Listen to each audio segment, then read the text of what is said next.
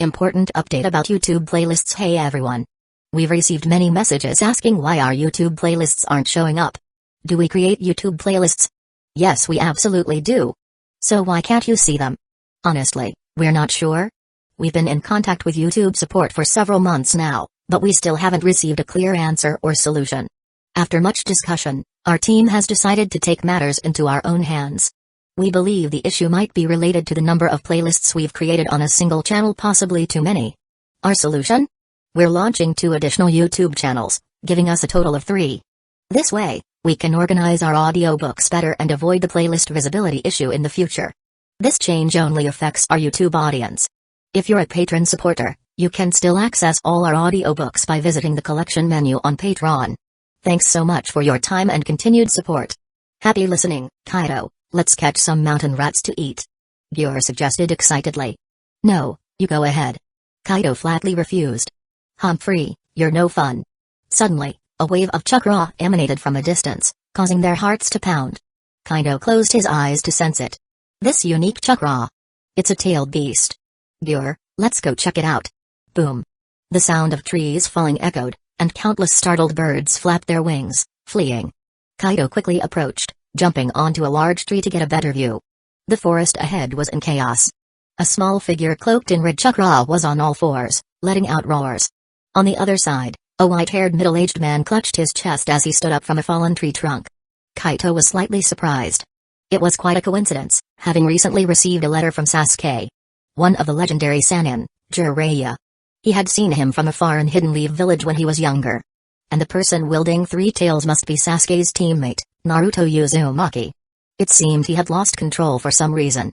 Hello there. Kaido decided to call out, dropping down from the tree. Who? Jiraiya looked warily at the young man who had suddenly appeared.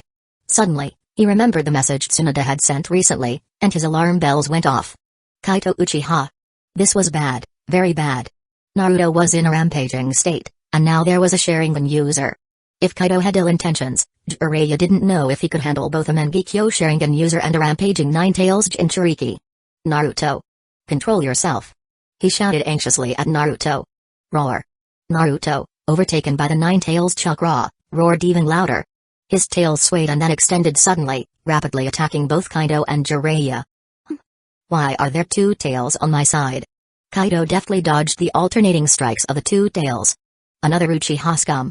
The Nine-Tails roared in rage within Naruto's seal space. Uchiha. Naruto, also in the seal space, suddenly shouted excitedly. Is it Sasuke? The Nine-Tails ignored him, fully focusing its chakra to attack the object of its hatred. It had completely given up on attacking Jiraiya, directing all 3 tails at Kaido. Hey! Is it Sasuke or not? Tell me, Big Fox. Naruto jumped anxiously. Outside, Kaido was still effortlessly dodging the 3 tails while conversing with Jiraiya. Need help, Jiraiya. This kid can't control the tailed beast's power yet. He's in danger. Jiraiya remained cautious, asking. Kaido, how did you find us? What do you want? Kaido complained. Really? I was just passing by and decided to help. If it weren't for Sasuke, I wouldn't bother. Is that so? Jiraiya asked without showing his true feelings. How do you plan to help us? Like this. Kaido's eyes revealed 5 pointed stars, and he glanced at Naruto. The Nine-Tails' movements froze instantly. Jiraiya, about to intervene, saw a formation appear under Naruto's feet. Several translucent blue chains shot out, binding him tightly. What's this? Jiraiya looked at Kaido in doubt. Just restraining the kid. Kaido smiled. Jiraiya, you'd better reinforce his seal quickly. Jiraiya frowned slightly. He didn't sense any malice from Kaido. Was he really just here to help? Either way, securing Naruto's seal was the priority. He didn't hesitate anymore, striding to Naruto and pressing his hand on his abdomen. The red-tailed beast chakra slowly dissipated, and Naruto fainted from the heat. Kaido then released the binding technique. Thanks. Jiraiya took off his red vest and covered Naruto with it, then turned to Kaido. You're welcome. Kaido waved his hand. I have something to give him when he wakes up, something Sasuke asked me to deliver. Sasuke. The name seemed to trigger Naruto, who suddenly opened his eyes, sat up, and looked around. Sasuke. Where's Sasuke? This idiot. Jiraiya looked at him in annoyance. Sasuke isn't here. Kaito walked up to him. But he asked me to give you something. Who are you? Naruto squinted at the unfamiliar young man, scratching his face. Ah. He stood up and looked closely at Kaido's face. You look a lot like Sasuke. I'm Sasuke's uncle, Kaido Uchiha. Is that so? Naruto seemed confused, then suddenly pointed at Kaido and shouted. You! Where did you take Sasuke? As Sasuke's uncle, it's my responsibility to teach him. Kaido smiled. Sasuke is undergoing special training and has gotten much stronger. Damn it, I need to get stronger too. Pervy sage. Naruto jumped up like he'd been shocked, shouting at Jiraiya. Teach me more powerful jutsus. I won't lose to Sasuke. You should control the tailed beast's power first, you idiot. Jiraiya raised his hand and gave Naruto a hard knock on the head. Geez, so stingy. Naruto rubbed the bump on his head angrily. Sasuke asked me to give you this. Kaido produced a scroll and handed it to Naruto. In fact, this should have been yours all along. Mine all along? Naruto reached out for the scroll, but Jiraiya snatched it first. Give it back. Naruto jumped up to grab it. Quiet. Jiraiya knocked another bump on his head. As Naruto crouched, holding his head, Jiraiya looked at Kaido, holding up the scroll. What is this? It's a sealing technique manual originally belonging to the Uzumaki clan. Kaido said. I got it from Denzo. I see. Jiraiya looked down at the scroll, his expression complex. Beside him, Naruto suddenly lifted his head, asking excitedly. What are you talking about? What's the Uzumaki clan? Suddenly saying it's mine and mentioning the Uzumaki clan, what's going on? He looked at Kaido with wide eyes, pleading. Tell me, Sasuke's uncle. Chapter 83, you haven't told him anything? Kaido looked at Jiraiya curiously. This kid. Jiraiya's face twitched. He placed his large hand on Naruto's head and ruffled his hair. What do you mean? Pervy sage, you know something too, right? Naruto pushed Jiraiya's hand away, looking at him suspiciously. Jiraiya's expression was complicated, and he hesitated to speak. Naruto stared at him for a while, then quietly lowered his head. Since I was little. I've been alone. His voice carried a hint of anger. Since you all know something, why? Why am I the only one who knows nothing? Naruto. Jiraiya put his hand on Naruto's head again. The Uzumaki clan no longer exists. Why? Naruto looked up, his eyes moist, stubbornly gazing at him. It's really troublesome. Jiraiya scratched his head, then suddenly looked at Kaido, who was watching the scene unfold. Hey, Uchiha brat. He picked his nose with his finger. Since you started this mess, you should explain it clearly to this idiot. Jiraiya-senpai, are you serious? Kaido raised an eyebrow in surprise. Aren't you worried I might say something inappropriate? It doesn't matter, just get it done. Jiraiya pushed Naruto forward. Humphrey, what could this kid possibly know? Naruto's true identity was a top secret, known to very few in Hidden Leaf Village. Denzo would never leak this secret either. Kaido raised an eyebrow and nodded slightly. Naruto's eyes widened with anticipation as he looked at him. Kaido began his story. The Uzumaki clan lived for generations in the Whirlpool village of the Land of Whirlpools, which was adjacent to the Land of Fire. They were distant relatives of the Senju clan and one of the oldest families in ninja history. Naruto's face was filled with admiration. That's amazing. The Uzumaki were the only clan proficient in sealing techniques. Kaido continued. The wife of the first Hokage of Hidden Leaf Village, Uzumaki Mido, was the first to seal the 9 tails within herself, thus creating the concept of Jinchuriki. Naruto couldn't help but touch his own stomach. Although other villages also tried to seal tailed beasts within their ninjas, their sealing techniques were not as effective, causing their Jinchuriki to frequently lose control, leading to great losses. Kaido explained slowly. The Uzumaki clan sealing techniques were naturally coveted. Ultimately, the Land of Whirlpools, which possessed great treasures but lacked sufficient power to protect itself, was destroyed. How could this happen? Naruto clenched his fists. Just for that reason, so many innocent people were killed? This world has always been cruel, kid. Jiraiya patted his shoulder, speaking heavily. That's why people keep standing up to pursue the path to peace. What about Hidden Leaf Village? Naruto lowered his head. What? Naruto raised his head and shouted. Why didn't Hidden Leaf Village help the Land of Whirlpools? Isn't it said that the first Hokage's wife was a princess of the Land of Whirlpools? Who knows? Kaido said calmly. You should ask the third Hokage about that. This. Jiraiya felt a headache coming on, looking helplessly at Kaido. This kid really had no good intentions. Hidden Leaf Village was also at war at the time. By the time they received the news, it was too late. In the end, he could only explain it this way, as Lady Mido had accepted this explanation back then. Maybe so. Kaido didn't say much more and continued his story to Naruto. Later, Your mother was brought to Hidden Leaf Village as a survivor of the Land of Whirlpools. Mother. Just hearing this word caused a strong emotion to surge in Naruto's heart. He clutched his chest, feeling a deep yearning for something missing inside him. Meanwhile, Jiraiya was already petrified. How is this possible? A mistake. This kid might know everything. Naruto didn't notice Jiraiya's reaction. He was fully absorbed in the news about his mother. He couldn't help but grab Kaido's sleeve. Do you know my mom?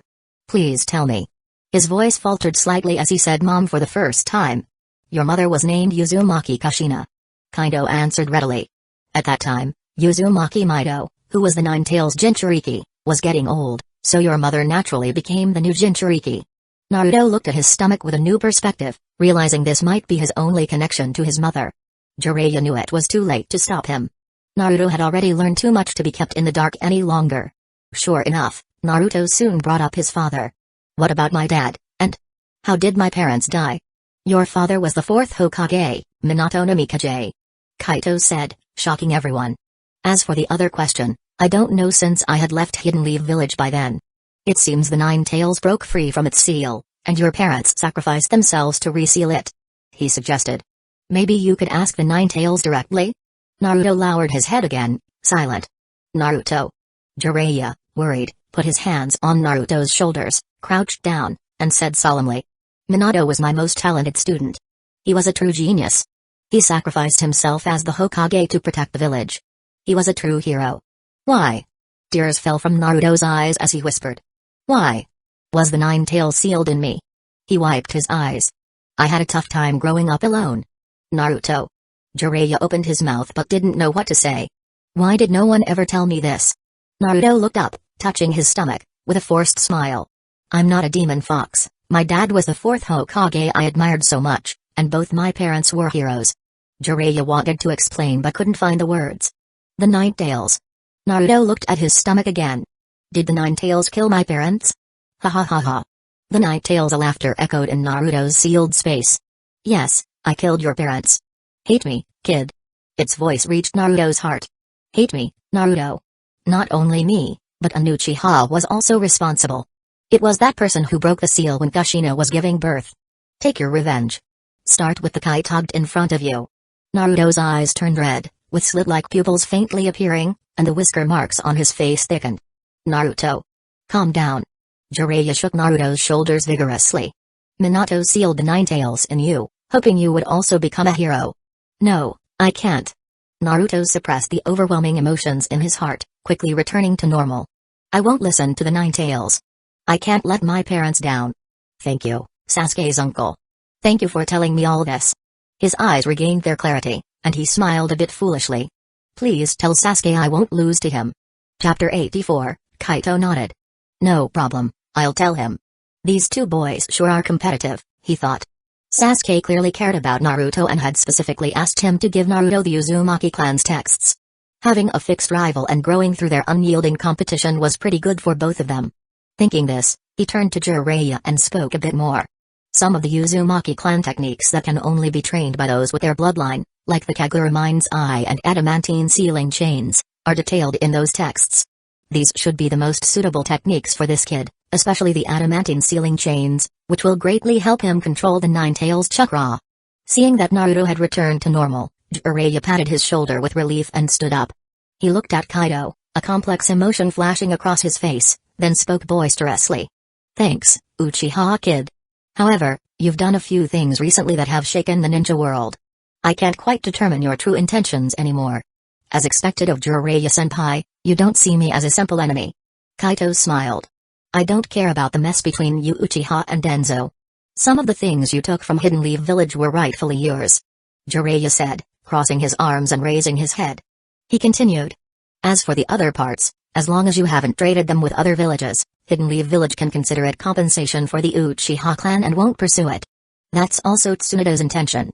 Besides, you didn't harm anyone else in Hidden Leaf Village.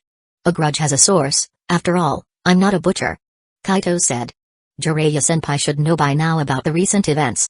I have shown mercy to Hidden Leaf Village more than once.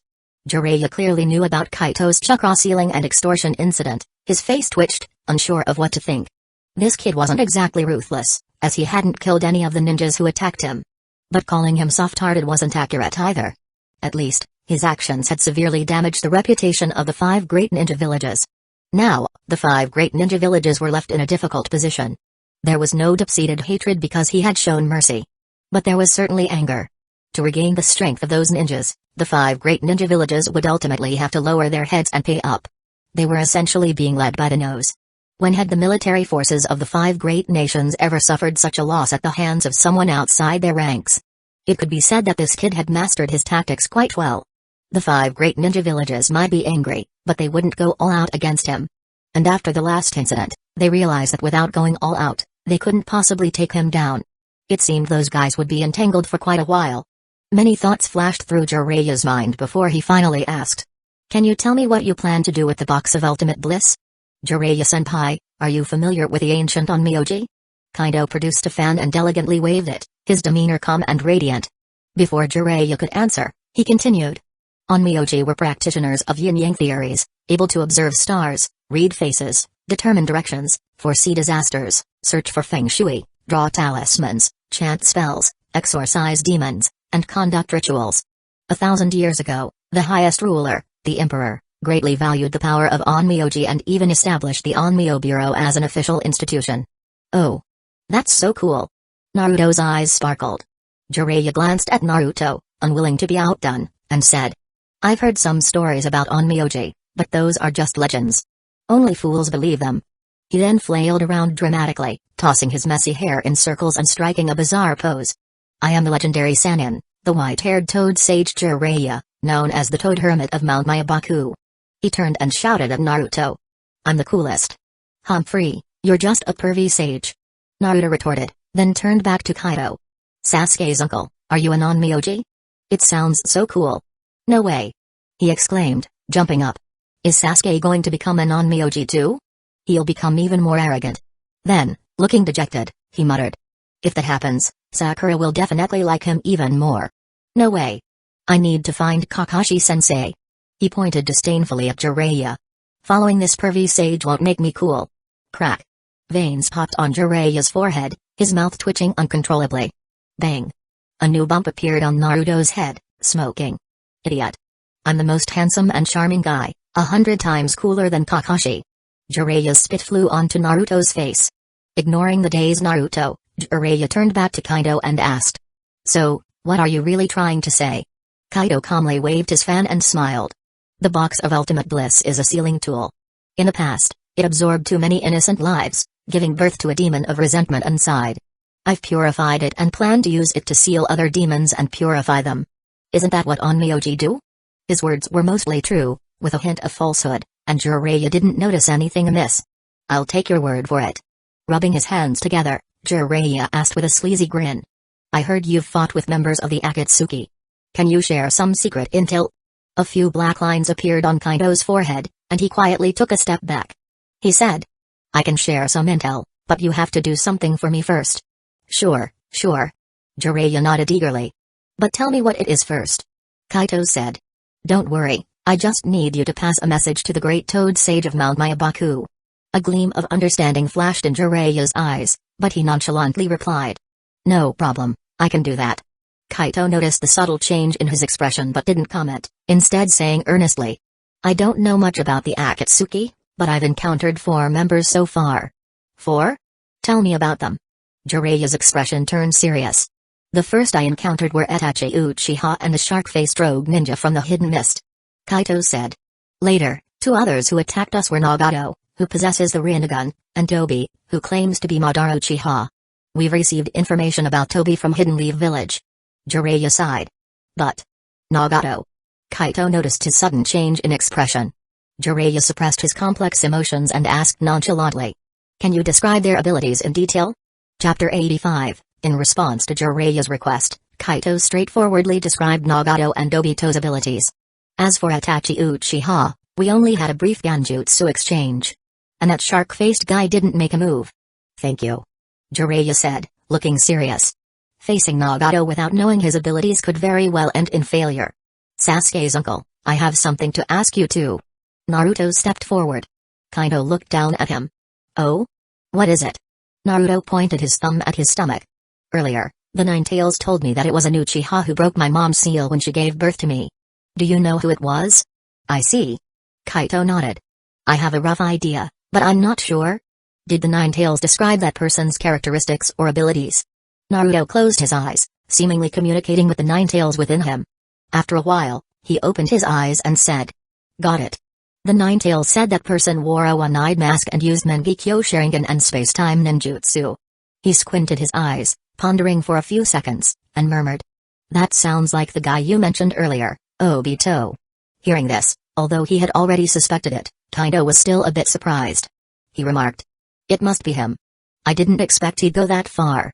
Naruto urgently asked, "Who exactly is this Obito? Why would he do such a thing?" Kaido glanced at the silent Jiraiya and replied, "Obito Uchiha was once your father's student and a member of the same team as Kakashi. In fact, Kakashi's Sharingan was given by him." "What? He was a former comrade? Why would he do this? Why?" Naruto's face showed anger and confusion. Kaido shook his head. Everyone believed Obito Uchiha died during the Third Ninja War. Before his supposed death, he gave his Sharingan to Kakashi. Why he didn't die and why he changed so much, no one knows. "So, my father was killed by his own student?" Tears streamed down Naruto's face. "This is so unfair. Keep working hard, Naruto," Jiraiya said, a flash of pain in his eyes. Not just his overly talented disciple. At this moment, he also thought of the third Hokage, who died at the hands of his disciple Orochimaru. Encouraging Naruto, he said, "Grow strong, and one day you can stand before Obito and ask him why he did it." "I will." Naruto clenched his fists, his eyes burning with determination. "I'll make sure of it. If you follow me, you might see him soon," Kaido suddenly said. "What do you mean?" Jiraiya asked, looking surprised. "I've mentioned before, Onmyoji can predict fortune and misfortune," Kaido explained with a faint smile. "Obito's previous attempt to ambush me failed, and he seems to be planning another move soon." "Really? Pervy sage, let's wait for Obito with Sasuke's uncle," Naruto shouted excitedly. "I want to protect Sasuke's uncle." "Idiot." Jiraiya grabbed Naruto by the collar, lifting him off the ground and looking at him disdainfully. "You're no match for him yet. Right now, your most important task is to train." "I don't care." Naruto flailed his limbs. "I want to teach that bastard a lesson." "You're such a troublesome kid." Jiraiya extended his other hand, grabbing Naruto's wrists. "Uchiha kid," Jiraiya said to Kaido. "I'll take this troublesome brat and won't be joining you." Who knew if what this kid said was true? Even if it was true, who knew who might show up? Moreover, the Akatsuki wanted to capture Naruto, so who knew if there might be a trap? He couldn't risk taking Naruto into such uncertainty. "No problem, I was just mentioning it." Kaido didn't mind. "So, what message do you need to send to the Great Toad Sage?" Jiraiya asked. "Just one sentence." Kaito smiled meaningfully. 1,000 years have passed, let's hope they make the right choice this time. "Is that all?" Jiraiya's eyes flickered. "Then, see you next time, Uchiha kid. Let's hope we're not enemies then." Bang. White smoke rose, and Jiraiya and Naruto disappeared. "Next time, huh? Who knows?" Kaido also turned to leave. The sound of wings flapping came as ash flew down from a nearby tree, landing on Kaido's shoulder. Gyur. Speak human language. You delivered a message to Mount Mayabaku, what about Rechi Cave and Shikatsu Forest? Sending a message doesn't mean much, they'll make their own choices in time. Then why did you do it? Supposedly, the Toadmaru of Mount Mayabaku secretly helped in sealing Kaguya. Although it's unclear if it was out of fear of losing its power to Kaguya. My reminder is to see if it can trigger some new changes. What kind of changes? The current situation in the ninja world is clear. I hope the forces of the summoned beasts will also get more involved. At least, they can help cover up the movements of the monsters. As expected of you, Kaido. But aside from being summoned by contractors, the summoned beasts rarely appear in the world. That depends on what they decide. Mount Mayabaku, in the Great Toad Sage's Hall. Is that what he said? Fukasaku turned to the drowsy Great Toad Sage. Great Lord, what do you say? The Great Toad Sage started snoring. Stop sleeping. Answer him. Shima's sharp voice rang out. Let it go. Fukasaku stopped her. We'll ask when the Great Lord wakes up next time. Fine. Shima hopped out of the hall. Jiraiya, Naruto, follow me, I'll make you something delicious. Jiraiya looked queasy and waved his hands. No need, we've already eaten. He dragged the sulking Naruto along. Just find us a place to rest." After they left the hall, the great toad sage suddenly opened his eyes. His large eyes gleamed with wisdom, showing none of the usual senility. "Fukasaku." His aged voice sounded. "It seems the old acquaintances haven't completely disappeared. Now, it's time to make a choice again, a choice concerning the survival of our species." "Yes, great lord." Fukasaku bowed respectfully. "All of Mount Myabaku's members will follow your orders." Chapter 86. After parting ways with Jiraiya and Naruto, Kaido and Gyur continued heading towards the land of demons. However, Kaido did not anticipate that the 5 great ninja villages would come up with a rather extraordinary plan during this time. Recently, the 5 great ninja villages had suffered losses at the hands of Kaido, with several of their ninjas having their chakra sealed, including some of their key members. This had caused a noticeable impact on the missions in each village due to the absence of these ninjas. As a result, the leaders of the ninja villages did not want to delay any further. To restore the combat capabilities of these ninjas, their only option was to comply with Kaido's demands and pay up.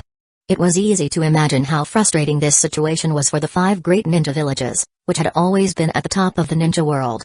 The most crucial aspect was that this news spread throughout the ninja world at an astonishing speed. Small ninja villages, which the 5 great ninja villages usually disregarded, likely took great pleasure in this turn of events. Would they really just go and seek a deal with Kaido? Kaido's ridicule of Hidden Sand Village's Kankuro had been recounted by the Hidden Leaf Village ninjas present and spread widely. Consequently, Hidden Sand Village was now widely recognized as being extremely poor. With the 4th Kazekage recently deceased and no 5th Kazekage appointed, Hidden Sand Village was not only recognized for its poverty but also seemed resigned and indifferent to its reputation. Additionally, the 5th Hokage and the 5th Mizukage, being women, were less concerned with saving face. However, the 4th Raikage and the 3rd Tsuchikage could not tolerate this humiliation. Both of them had been in a state of constant anger, having broken several desks out of frustration. Eventually, the experienced 3rd Tsuchikage, Onoki, proposed a new solution by connecting with the other villages. In Onoki's view, Kaito would not dare to completely antagonize the 5 great ninja villages. He suggested that instead of the villages seeking out Kaido for a deal, they should designate a location and have Kaido come to them to lift the seals on the ninjas himself. Most of the ninja villages agreed to this plan, albeit reluctantly. Even though this move was merely a fig leaf, it was better than nothing. Only Hidden Leaf Village's Kakashi, having interacted with Kaido a few times, felt that this plan was unreliable. He had a strange intuition. He believed Kaido did not care at all about offending the 5 great ninja villages. That person has a sharp and wise mind, but he is also somewhat willful. He remarked to Tsunade about Kaido. Tsunade was troubled, especially with the latest news from Jiraiya indicating that Kaito seemed to have a positive view of Naruto. She couldn't discern his true intentions. After much deliberation, she decided to temporarily align with the 5 great ninja villages' plan. If it didn't work, they could still approach Kaido for a deal later. Seeing Tsunade had made her decision, Kakashi did not press further. Nonetheless, he felt that things would not be resolved so simply.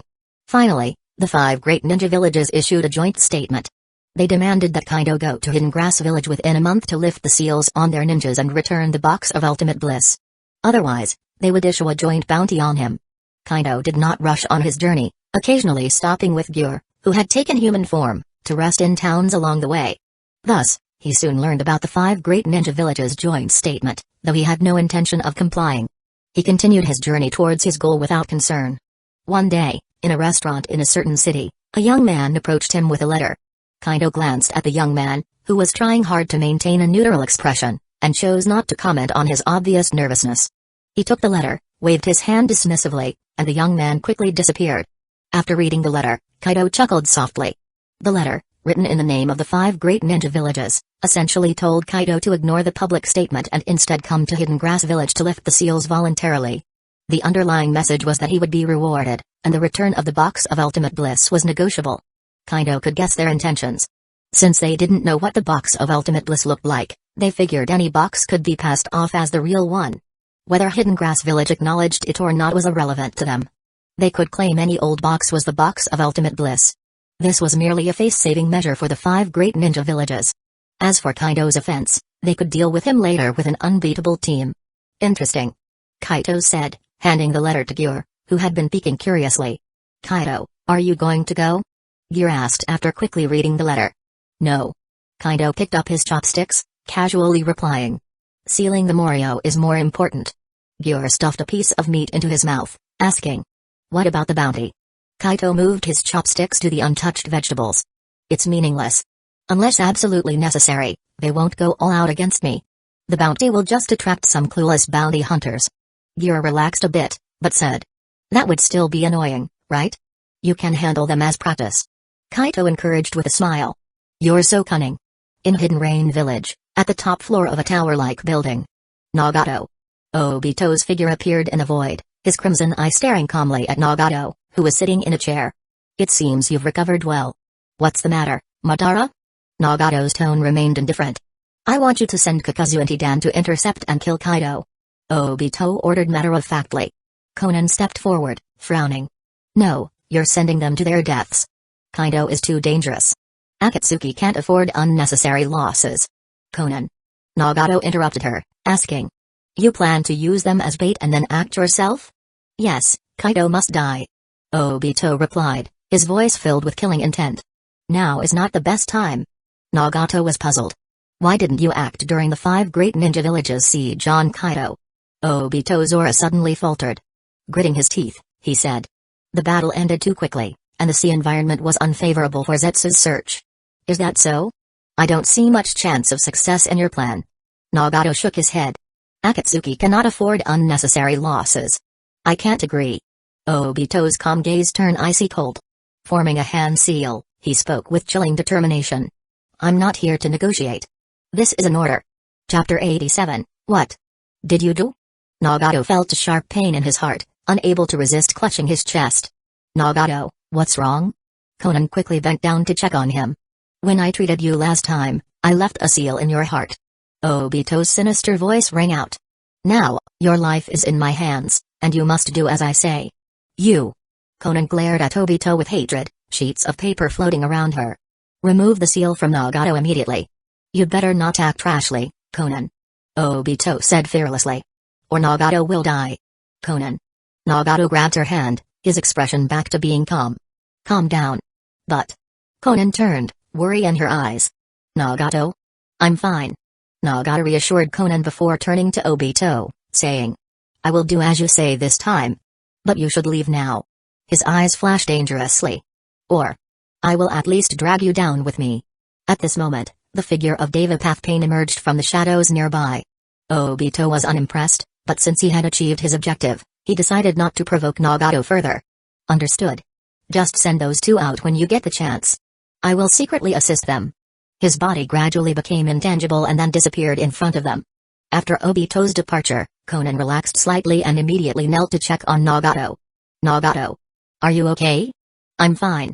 Nagato shook his head slightly. I told you before, that man can't be trusted. Conan's anger hadn't subsided. What should we do now? Are you going to be under his control forever? This is temporary. Nagato said firmly. But Kakazu and Hidan. They don't know about your previous fight with Kaito. Conan hesitated. We'll have to give them up. Nagato's face was half shrouded in darkness, his purple eyes glimmering slightly. Trust me, Conan. I did gain something last time, so this won't last long. After leaving the underground money exchange, Hidan couldn't help but complain, fanning his nose. It stinks. Can't you stop going to these smelly places? Kakazu said nothing, merely looking at him coldly. Hey, what's with that look? Hidan slung his large scythe over his shoulder, glaring provocatively at Kakazu. Kakazu turned and continued walking, his deep voice echoing. One day, I'll definitely kill you, guys, there's a mission. At that moment, a casual voice sounded, and a white figure emerged from the ground. A clone of White Zetsu? Kakazu extended his right hand. Hand over the mission scroll. Here you go. The White Zetsu clone pulled out a scroll from behind its back, from who knows where, and handed it over. Kakazu's eyebrows twitched, but he took the scroll without a word and opened it. Hey, where did you hide the scroll? Hidan shouted as he peered behind the White Zetsu clone. The general location of the target is recorded in the scroll. I'll be off now. The White Zetsu clone merged back into the ground and vanished. That's pathetic. Accepting such a scroll. Hidan looked at Kakazu with disdain. Shut up, idiot. Kakazu put the scroll away, annoyed. If you keep babbling like a child, I'll kill you. Alright, what's the mission target? Hidan asked nonchalantly. Kakazu frowned and said coldly. We are to intercept and kill Kaito Uchiha. That guy. Deidara mentioned him. Hidan exclaimed happily. The Uchiha who defeated Itachi? I'm getting excited. This mission feels unusual. Because you hesitated. Hidan taunted. Are you scared? Ha, leave it to me. I'll offer him to the Jashin. Idiot.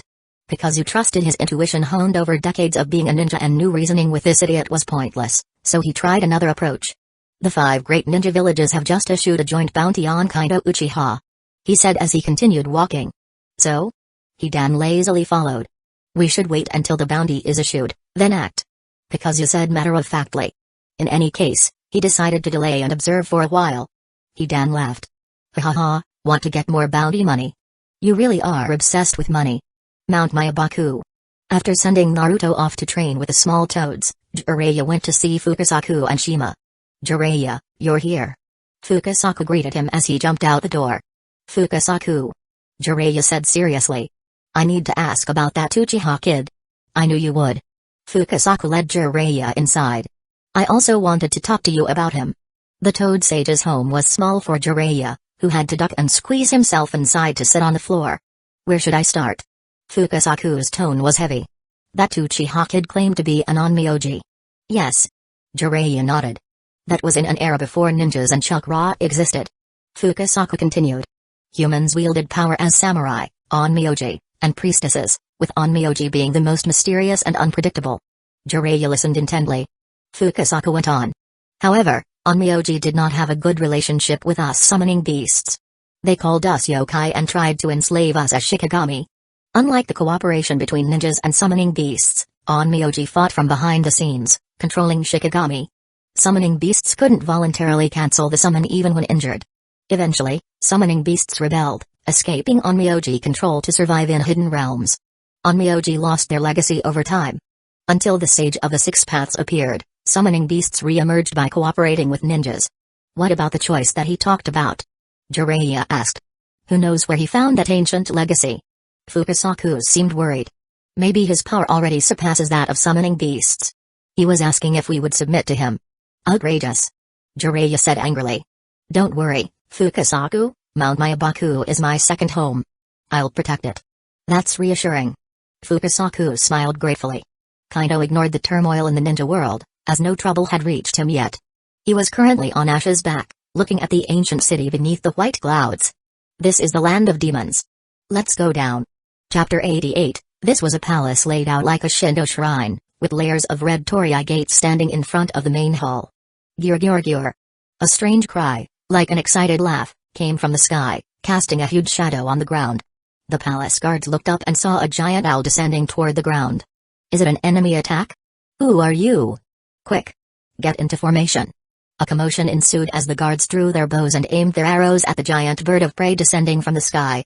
Gyur. The strange cry sounded again, and a strong wind swept through, causing everyone to close their eyes for a moment. When the guards opened their eyes again, they saw only 2 figures, one tall and one short, standing in the plaza. Who are you? A young guard wearing glasses stepped forward cautiously and looked at the newcomers. The tall, black-haired young man smiled elegantly, bowed, and spoke loudly. Descendants of the onmyoji, requesting an audience with the priestess of the land of demons. Onmyoji? The young man with glasses' expression changed, and he put away his bow and arrows, returning the bow. Please wait a moment. I will inform the priestess. Kaito nodded slowly and politely said. No problem. The young man with glasses turned and walked up the steps toward the main hall. Mr. Saku, what's going on? The guards beside him didn't dare to act rashly and still pointed their arrows at the 2 intruders. Keep an eye on them and wait for the priestess' decision. Saku gave a low command and hurriedly entered the main hall. Saku walked down a corridor and knelt in front of a closed shoji screen, gently sliding it open. Mission. He called respectfully. Saku, what's happening? A young girl's voice came from inside the room. Saku bowed and replied. Just now, 2 people suddenly descended from the sky and intruded into the palace. One of them claimed to be a descendant of the onmyoji, requesting to see Mission. Is that so? The girl's voice carried a hint of surprise. Then let's go to the main hall to meet them. But. Saku hesitated. Could it be dangerous? Don't worry. Footsteps sounded as a priestess with long, light blonde hair walked out of the room. My eyes have not foreseen any death. Understood. Saku stood up and followed the priestess towards the main hall. In the plaza in front of the main hall, Kaido ignored the guards' drawn bows and stood calmly in place. As time passed, The guards became increasingly nervous, almost unable to hold back their arrows.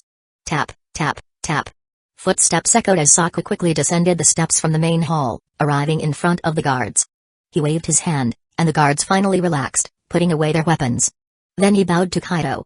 "Sir, the priestess has agreed to see you. Please follow me." "Thank you." Kaido nodded and followed Sasuke. The pristine floor reflected the interior of the main hall, where the priestess, adorned with a golden crown, sat gracefully behind a bamboo screen. Kaido approached slowly and bowed to the priestess. "I am Kaido Uchiha. Greetings to the priestess of the land of demons. Is that the Kikyo seal?" Shin's eyes widened slightly as she saw the pentagram seal glowing in front of Kaido. After a few seconds, she bent forward to return the bow. "Nice to meet you, Mr. Kaido. I am Shin, the priestess of the land of demons." Miss Shin recognizes the Kikyo seal. Kaido smiled and knelt on a cushion. Gyor sat behind him. "My mother told me about it," Shin said nostalgically. "I never thought there were still on Myoji." "Miss Shin." Sasuke suddenly spoke. "Can you confirm their identity based only on a seal?" "Of course not. Mr. Kaido's Kikyo seal has a unique power that I can feel." She then apologized to Kaido. "I'm sorry for my subordinate's rudeness." Sasuke also deeply bowed to Kaido. "I deeply apologize. Miss Shin and Mr. Sasuke are too polite." Kaido maintained his smile. "I am the one who suddenly intruded." Shin took the opportunity to ask. "May I ask the reason for Mr. Riz' visit to the land of demons?" "It seems the people of the land of demons are not concerned with the rumors of the ninja world," Kaido said meaningfully. "I have taken the box of ultimate bliss from Hidden Grass Village and completed its purification. Unlike the ninjas, Miss Shin should understand its significance." "Is that true?" Shin's voice carried a hint of urgency as she couldn't help but stand up from behind the bamboo screen. "Miss Shin?" Sasuke asked in confusion, seeing the priestess suddenly become agitated. "What I say is always true," Kaido said confidently. "I have sealed Zero Tails. Would Miss Shin like to see the box of ultimate bliss?" "Is that really possible?" Shin seemed to suppress some emotion, looking at Kaido with hopeful eyes. "Then please, Mr. Riz." In front of the waterfall behind the palace. Shin ignored the worried look from Sasuke and kept her gaze fixed on the young man standing on the open ground. Kaido nodded at her, then slowly closed his eyes and formed a seal with his hands. "The Ramyaka hidden deep in the earth, the pulse of the planet, the source of life, appear now. I request your protection, by the law of urgency." A golden mist rose from the ground at his feet, slowly enveloping his entire body. "This is amazing," he actually communicated with the Ramyaku. Shin couldn't help but widen her eyes and murmur. Kaido's hands changed seals, and he lightly shouted. "Ramyaka lock." "Shush." Several golden chains emerged from the ground, causing ripples to appear on the surface like water. Creak, creak. The sound of metal rang out as several golden chains dragged a massive object from the ground, slowly rotating. It was a large, square box, several meters tall, with grimacing faces embedded on its four sides. "It's really the box of ultimate bliss." Shin's eyes reddened as she looked at the box before her. When the box stopped rotating, one of the grimacing faces with lit eyes faced Shin. The eyes of the joyful face are lit, which signifies something Miss Shin should understand. Kaido's voice sounded as he walked slowly to Shin's side. "Yes. I understand. This means Zero Tails has been sealed." Shin nodded repeatedly, tears streaming from her eyes. "In that case, Miss Shin should also understand the purpose of my visit." Kaido continued. "I request Miss Shin's assistance in completely sealing Morio." "Miss Shin? What is this?" Sasuke asked in shock. "Sasuke." Shin suddenly showed a brilliant smile that Sasuke had never seen before. "This is wonderful. My mother's soul can finally be freed, and the fate of the priestesses of the land of demons and Morio will come to an end." Chapter 89, A giant owl soared over the dangerous cliffs. Although Kaido, sitting in front, shielded Shin from the wind, she still maintained a cautious posture while seated on the owl's back, and couldn't help but tug at Kaido's clothing. She looked at the familiar scenery below with a complex gaze. Even now, she felt a sense of unreality, as if she were dreaming. Could the tragic fate that had plagued generations of priestesses in the land of demons really end today? She glanced at the young man sitting in front of her, who remained steady as a rock despite the fierce wind, and tightly gripped the bell passed down from her mother. "Thank you for appearing, Kaido-kun. Mom, please wait for me." "Are we there?" Kaido looked at the underground palace gates beneath the cliff. Shin cautiously peered ahead and said, "Yes, Morio's spirit is sealed here." "All right then, let's go down." Gear flapped his wings and ascended towards the bottom of the cliff. The wind roared. "Who goes there?" The guards at the palace entrance drew their swords. "No need for alarm, it's me." Shin's voice rang out. As Gyor's claws touched the ground, Kaido extended his hand, helping Shin to gently dismount from its neck. Lady Priestess. Greetings, Lady Priestess. The guards knelt on one knee upon seeing Shin. Kaido stepped back, leaving the situation for her to handle. No need for such formalities. Shin gestured with her hand. The guards stood up in unison, and a leading middle-aged warrior stepped forward to ask. Lady Priestess, what brings you here? Shin didn't want to elaborate, so she directly instructed. Guard the entrance well, we need to enter. The middle-aged warrior looked surprised and asked. Lady Priestess, is there a problem with the seal? The seal is intact. I have come to completely resolve the matter of Mario. Shin declared. What? Lady Priestess intends to completely deal with that demon? Is it really possible? The guards began to murmur in shock and uncertainty. Please reconsider, Lady Shin. The middle-aged warrior objected. That demon was sealed at the cost of your mother Miraku's life. Yes, Lady Priestess. The seal is currently stable. Please do not take unnecessary risks. If that demon is released, it would spell doom for the entire world. Please reconsider, Lady Priestess. The other guards also voiced their concerns. Shin pulled Kaido to her side and introduced him. Do not worry, Kaido-kun is a powerful onmyoji. With his help, I will completely eliminate Morio and free the land of demons from this shadow. Lady Shin. The middle-aged warrior's expression turned even more severe as he continued to dissuade her. Guarding Morio has been the duty of our nation for generations. How can you trust an outsider so easily? He looked suspiciously at the young man beside the priestess and said. In the past, there have been those who sought to use the demon's power for their own ends. Kaido-kun is not like that. He is a non-myoji. Shin said loudly, displeased. You should trust my foresight as a priestess. Her words changed the expressions of most of the guards, but the middle-aged warrior remained unmoved. Your foresight can only predict death. The absence of such a vision means no one will die, but it doesn't rule out other unfortunate events. He bowed sternly and said. Please do not take unnecessary risks, Lady Shin. You. Shin's face fell, and she glared angrily. This is troublesome. Kaito sighed, drawing everyone's attention. In that case, I'll have to take matters into my own hands. His eyes turned red, and the five-pointed star began to spin slowly. In an instant, a red light flashed in all the guards' eyes. Continue guarding the gate. He commanded casually, and then started walking towards the underground palace doors. Yes. The guards, including the middle-aged warrior, responded in unison and obediently returned to their posts. What is this? Shin looked at the bizarre scene in front of her, bewildered. It's just a small illusion. Don't worry, Shin. Kaido placed his hand on the door. Arguing further is pointless, let's act quickly. All right. Shin quickly followed him. Gyor, please guard the entrance to prevent any unexpected incidents. Kaido tossed a paper package to Gyor. Got it. Gyor's huge form shrank, transforming back into human form.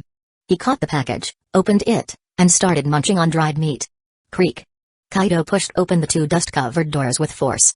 Two flames automatically ignited on the walls behind the doors, illuminating the dim space. Let's go. Kaido stepped onto the downward staircase, followed closely by Shin. After descending the long staircase, a vast underground space appeared before them. Countless tall stone soldiers stood in neat rows, stretching out of sight. Above the soldiers hung ropes adorned with numerous talismans. In the center of the formation was a pathway leading to the distant seal of Morio. Kaido stepped onto the pathway, observing the seal. The main part of the seal was two stone doors covered in talismans, suppressed by a large stone above them. The stone was a gray boulder, wrapped in thick ropes, connected by white paper streamers. Kaido approached the seal and began to connect with the dragon pulse. In a hidden residence in the land of demons. A middle-aged man with long black hair sat inside, with two men and a woman in white robes standing respectfully by his side. Lord Huan. Another man in white robes suddenly appeared, kneeling on one knee to report. The priestess has entered the sealing ground. What did you say? Huan stood up in shock and anger. The priestess Shin has suddenly entered the sealing ground with a strange man. The kneeling man repeated. Huan frowned and asked. Did you find out why the priestess went to the sealing ground? I apologize, Lord Huan. However, according to our spies in the palace, the man with her is Kaido Uchiha, who has recently gained fame in the ninja world. Kaido Uchiha. The man who dealt with the demons in the box of ultimate bliss at Hazuki Castle? Huan paced anxiously. Damn it. My dark medical ninjutsu isn't fully developed yet, and now. Lord Huan, leave it to us. The woman among the three said. The box of ultimate bliss can't compare to Lord Morio. With the four of us, Kaido is no match. Don't underestimate the enemy. Juan scolded, making a decision. Although the dark medical ninjutsu is incomplete, there's no time to waste. Come with me. He walked out of the room, giving serious instructions. We will advance the plan. Hold off Kaido for me. Once I unleash Lord Morio's power, nothing will stop the undead army. Yes, Lord Juan. Chapter 90, are you ready? Kaido, now enveloped in a golden mist from successfully communicating with Ryumyaku, looked back at Shin. Shin took a deep breath to calm her nerves and nodded towards Kaido. Then let's lift the seal. Kaido stepped aside. With a serious expression, Shin stepped forward to face the stone door covered in talismans. She took another deep breath, formed hand seals, and began chanting an obscure incantation. The sound of stone cracking filled the air as the talismans on the stone door began to fall off, and a faint blue glow emerged from the crack between the two stone doors. As the talismans completely fell off, Kaido stepped forward to stand in front of Shin and pushed open the stone door. A musty, decayed scent greeted them. Kaido raised his sleeve to cover his nose and mouth, keeping his eyes fixed on the interior of the stone door. From the pitch-black space within, a mass of dark purple energy began to surge out. Morio's voice echoed, "Who has awakened me?" Prepared, Kaido immediately summoned Ryumyaku, pulling the box of ultimate bliss from the ground, positioning the face of wrath towards the stone door. Morio. It's time for you to return to your origin. With Kaido's hands clasped together, the face of wrath detached from the box of ultimate bliss, revealing a monstrous head that opened its jaws wide. What? Morio's voice was no longer composed, but filled with furious rage. Submit, Morio. The golden Ryumyaku lock and the purple mist from the box of ultimate bliss intertwined, reaching towards Morio. Curse you. Morio's spirit suddenly split into tendrils, snaking out from the stone door like venomous snakes, aiming for Shin. Shin. Become one with me. Shin's eyes widened in terror, her body frozen in place. Ryumyaku protection. Kaido's voice rang out, and a golden light formed a translucent spherical shield around Shin. Bang. Bang. Bang. Morio's spirit collided with the golden shield, producing loud crashing sounds. Shin clasped her hands to her chest, looking at Kaido with lingering fear. Don't worry, I won't let anything happen to you, Shin. Kaido didn't turn around, but his voice was filled with certainty. Thank you, Kaido-kun. Shin couldn't help but relax. The golden chains and purple mist from the box of ultimate bliss continued to entwine Morio's spirit, dragging it towards the box's interior. Morio, however, continued to struggle fiercely. As expected, you're much tougher than Zero Tails, Morio. Kaido summoned more Ryumyaku locks. Don't compare me to that worthless being. Morio roared furiously. You will not succeed. As soon as Morio finished speaking, an invisible force rapidly spread throughout the underground space. This is bad. Kaido-kun, it's trying to awaken the terracotta soldiers. Shin's anxious voice rang out. The sound of stone cracking echoed continuously as fragments fell off the terracotta soldiers scattered throughout the underground palace. As the soldiers were fully revealed, countless pairs of red eyes lit up. The sound of synchronized footsteps grew louder as the soldiers, wielding various weapons, advanced towards Kaido and Shin. Outside the underground palace, Gyur sat idly on the stone steps, munching on jerky. He glanced back at the sounds coming from the underground palace, muttering. Kaido sure knows how to make a scene, always causing such a commotion. At that moment, the sound of wind cutting through the air made Gyur look up. He saw a man in black leading four men in white robes, jumping down from the cliff. After landing, Huang Quan ignored Gyur and the palace guards, ordering his men. Kill them. Yes, Lord Huang Quan. Humphrey, I'm feeling a bit bored anyway. Sensing the incoming killing intent, Gyur flipped up, his hands forming claws that slashed through the air, sending semi-transparent wind blades towards the intruders. The men skillfully dodged the wind blades, and two white-robed men stepped forward to engage. Fire style, flowing flame. Wind style, divine wind. The two different nature transformations combined, creating a massive fire tornado that swept towards Gyur. Damn. I'm not good against fire. Gyur muttered, troubled by the approaching flames. A giant owl appeared, flapping its broad wings to create a gust that pushed the fire tornado back towards its origin. Facing the encroaching terracotta soldiers, Shin involuntarily stepped back, moving closer to Kaido. Do you think you can rule the world with these toys, Morio? Kaido's mocking voice rang out. Arrogant. Morio seemed to regain his confidence. My immortal army, kill them. What should we do, Kaido-kun? Shin was thoroughly panicked as the heavy footsteps drew nearer. If these monsters escape the underground palace, the land of demons will be. Don't worry, Shin. Kaido's voice remained calm as two white lights flew from his sleeves. Senior Izuna, Miss Chiri, you've had enough rest, haven't you? Following the white lights, Shin saw two small paper figures hovering in the air. Humphrey, you can handle this on your own, can't you? Izuna's voice sounded as the two paper figures grew larger, quickly transforming into two young ninja, a man and a woman. Ha ha ha. Kaido chuckled dryly. I'm a bit preoccupied, so I need your help. Don't worry, Kaido-kun. Chiri smiled and nodded. Izuna glared at Chiri and said, this kid just wants to slack off. Kaido then made another request. Miss Chiri, leave this to Senior Izuna.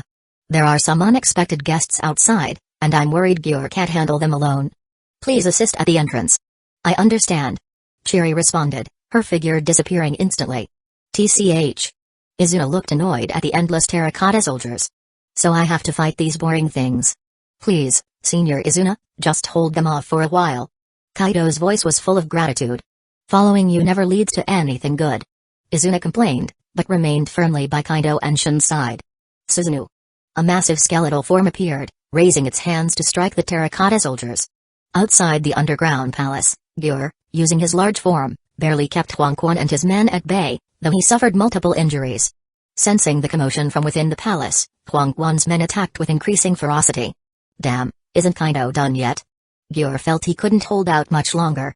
Just then, two sharp flashes of light cut through, and two of Huang Quan's men fell, clutching their throats in terror. Good job, Gyur. Chiri Uchiha, wielding two swords, appeared in front of Gyur. Chapter 91, with Izuna's help in holding off the stone soldiers, Kaido could focus on dealing with Mario. Despite Morio's desperate struggles, it was to no avail.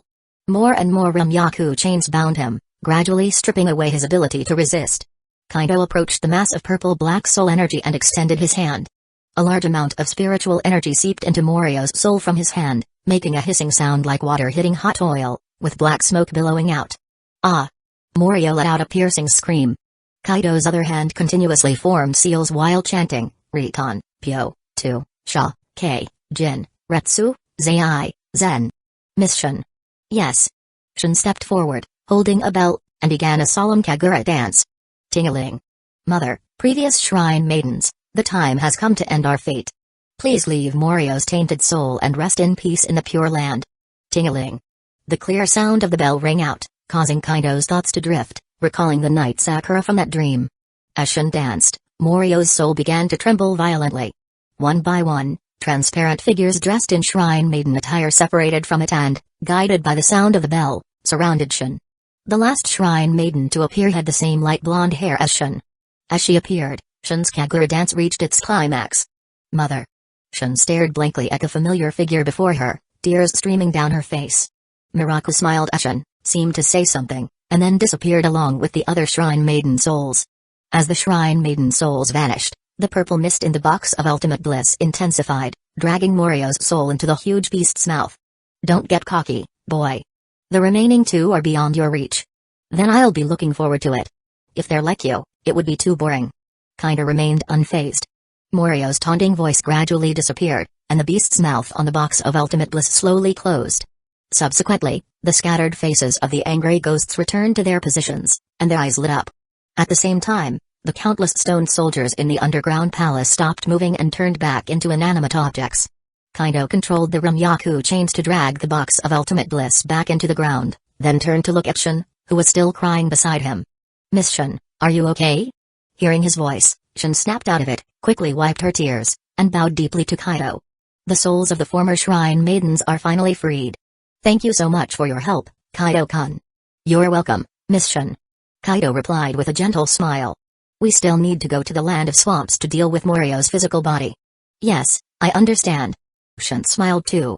Outside the underground palace, Gyur had regained his spirit due to Chiri Uchiha's presence.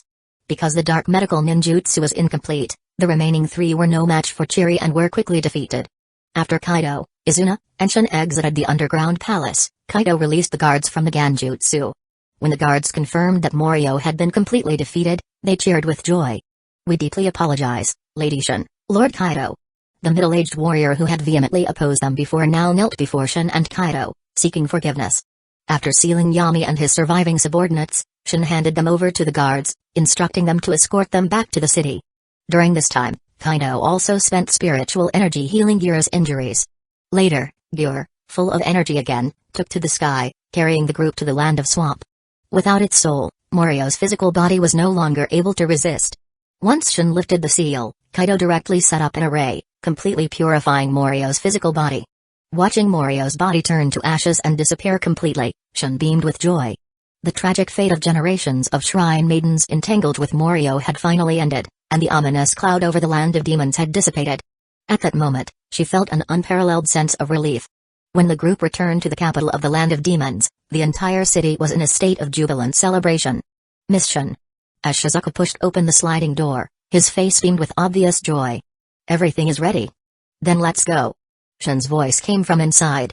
At this moment, a grand ceremony was being held in the palace of the land of demons, with everyone eagerly awaiting the shrine maiden's appearance. Lady Shin is here. As Shizuku's voice rang out, Shin, dressed in luxurious shrine maiden attire, walked in slowly. She wore a golden crown and held a kagura bell adorned with 5 colored ribbons, moving to the center of the hall. With the accompaniment of taiko drums, flutes, and bells, Shin began another solemn and graceful kagura dance. As she danced, the people of the land of demons knelt and prayed. Meanwhile, Kaido and the others stood quietly in a corner, watching the ceremony. Let's go. Kaito said, turning to leave the hall. Aren't you going to say goodbye? Kaido? Cheery Uchiha asked. No need, we probably won't see each other again. Kaido replied calmly. Just as they reached the palace gates, Shin's voice called out from behind. Wait. Shin hurried over to Kaido, looking at him with some confusion. Kaido-kun, are you leaving? Yes. Kaito nodded. Thank you for your assistance, Miss Shin. Kaido-kun, really? Shin seemed a bit playful. You've helped me more, actually. I wanted to properly thank you, but you're leaving without a word. Kaito simply said. No need for trouble, Miss Shin. You know I have my next target. Then what about after you complete the remaining 2 targets? Shin suddenly asked. Kaito was a bit puzzled. Shin bit her lip and continued. Will you come back to the land of demons after completing the other 2 seals? Come back to the land of demons for what? Kaido shook his head. I probably won't come back. Is that so? Shin's eyes suddenly reddened. What if I need Kaido-kun's help again? Is that so? Kaito seemed to understand and handed Shin a small paper doll. Take this. If you need help, write my name on it. I understand. Thank you, Kaido-kun. Shin smiled again. After bidding farewell to Shin, Kaido and his companions once again took to the skies on Gear's back.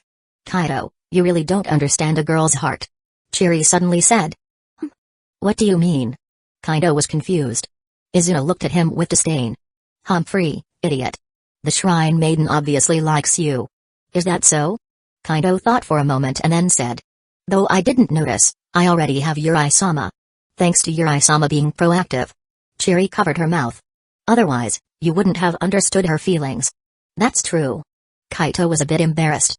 Mainly, his mind was occupied with many things, and romantic relationships were not usually on his radar. Uchiha is now just you and Sasuke. Sasuke is still young, so you need to continue the family line. Izuna said. That shrine maiden is quite good. Didn't expect you to say that, too, Izuna. Kaido looked at him helplessly. But you didn't leave any descendants yourself, did you? Shut up. It was different back then. During the war, our families had no place to stay, so why marry? And now I'm busy saving the world. Besides, I already have Yuri-sama. Don't think I don't know. It's hard for humans and yokai to have children. Then let Sasuke handle it. I'll get him 10 wives. Chapter 92, Cloud Village, Raikage Office. Raikage-sama. A woman with white hair and dark skin pushed open the door to the Raikage's office and walked in briskly. News about Kaito Uchiha. The burly, dark-skinned 4th Raikage, looked up from his documents. Mabui, has that Uchiha kid gone to Grass Village? Raikage's secretary, Mabui, shook her head and handed over a document. Raikage-sama, according to our intelligence, Kaito recently left the land of demons. What was that kid doing in the land of demons? I glanced at the document, then impatiently set it down and asked Mabui directly. Mabui began to explain. Kaito suddenly appeared in the land of demons and entered the sealed site of the demon Morio with the shrine maiden of the land of demons. Afterwards, the shrine maiden announced to the people that Morio had been completely dealt with. I was a bit surprised. Is it true that Morio has been dealt with? Mabui shook her head. Our agents investigated both of Morio's sealed locations afterward, and Morio is indeed gone. However, we cannot be certain that the demon is completely dead. You mean to say? I frowned deeply. Raikage-sama, there's a possibility that the demon could be used in the same way as a tailed beast. Mabui said calmly. We cannot rule out this suspicion. A thought for a moment and then commanded. Relay this information to Darui in Grass Village. Also, if Kaido appears in Grass Village, use Heavenly Transfer Jutsu to send me there immediately. Understood. Mabui responded. Are you planning to take action personally, Raikage-sama? It's more secure if I'm there in person. Said gravely. That old fox, the Sushi Kage, thinks he can fool me, but I know exactly what he's planning. Mabui continued. The Sushi Kage is outwardly taking a tough stance, but he actually intends to draw Kaido to himself for recruitment. Scoffed. Hey, Hidden Stone's village has been lacking in talent for years. Kaido has severed ties with Hidden Leaf village, and the Sushi Kage is hoping to scoop him up. So what about us, Raikage-sama? Of course, we need to recruit him too. If we succeed, Cloud Village will gain a powerful bloodline clan. A's voice turned cold. If that kid doesn't submit to Cloud Village, then he'll be eliminated. Understood, Raikage-sama. A similar scene unfolded in the northwest, in Hidden Stone's village of the Land of Earth. Onoki, the third Sushi Kage, was the oldest of the current Kage in the ninja world. Despite his advanced age and small stature, no one underestimated him. His cunning was matched by his formidable strength, with his mastery of earth-style techniques and his bloodline selection particle style. Kurotsuchi. Onoki instructed the short-haired girl beside him. Inform Bunya in Grass Village. If that Uchiha kid shows up, send word immediately. I will go there myself. Understood, grandfather. Kurotsuchi replied. Onoki frowned. This is the Sushi Kage's office. Call me Sushi Kage-sama. Kurotsuchi sighed. Alright, Sushi Kage-sama. But you're too old to be working so hard. You should pass the village on to the younger generation. If you youngsters were more capable, I wouldn't have to work so hard at my age.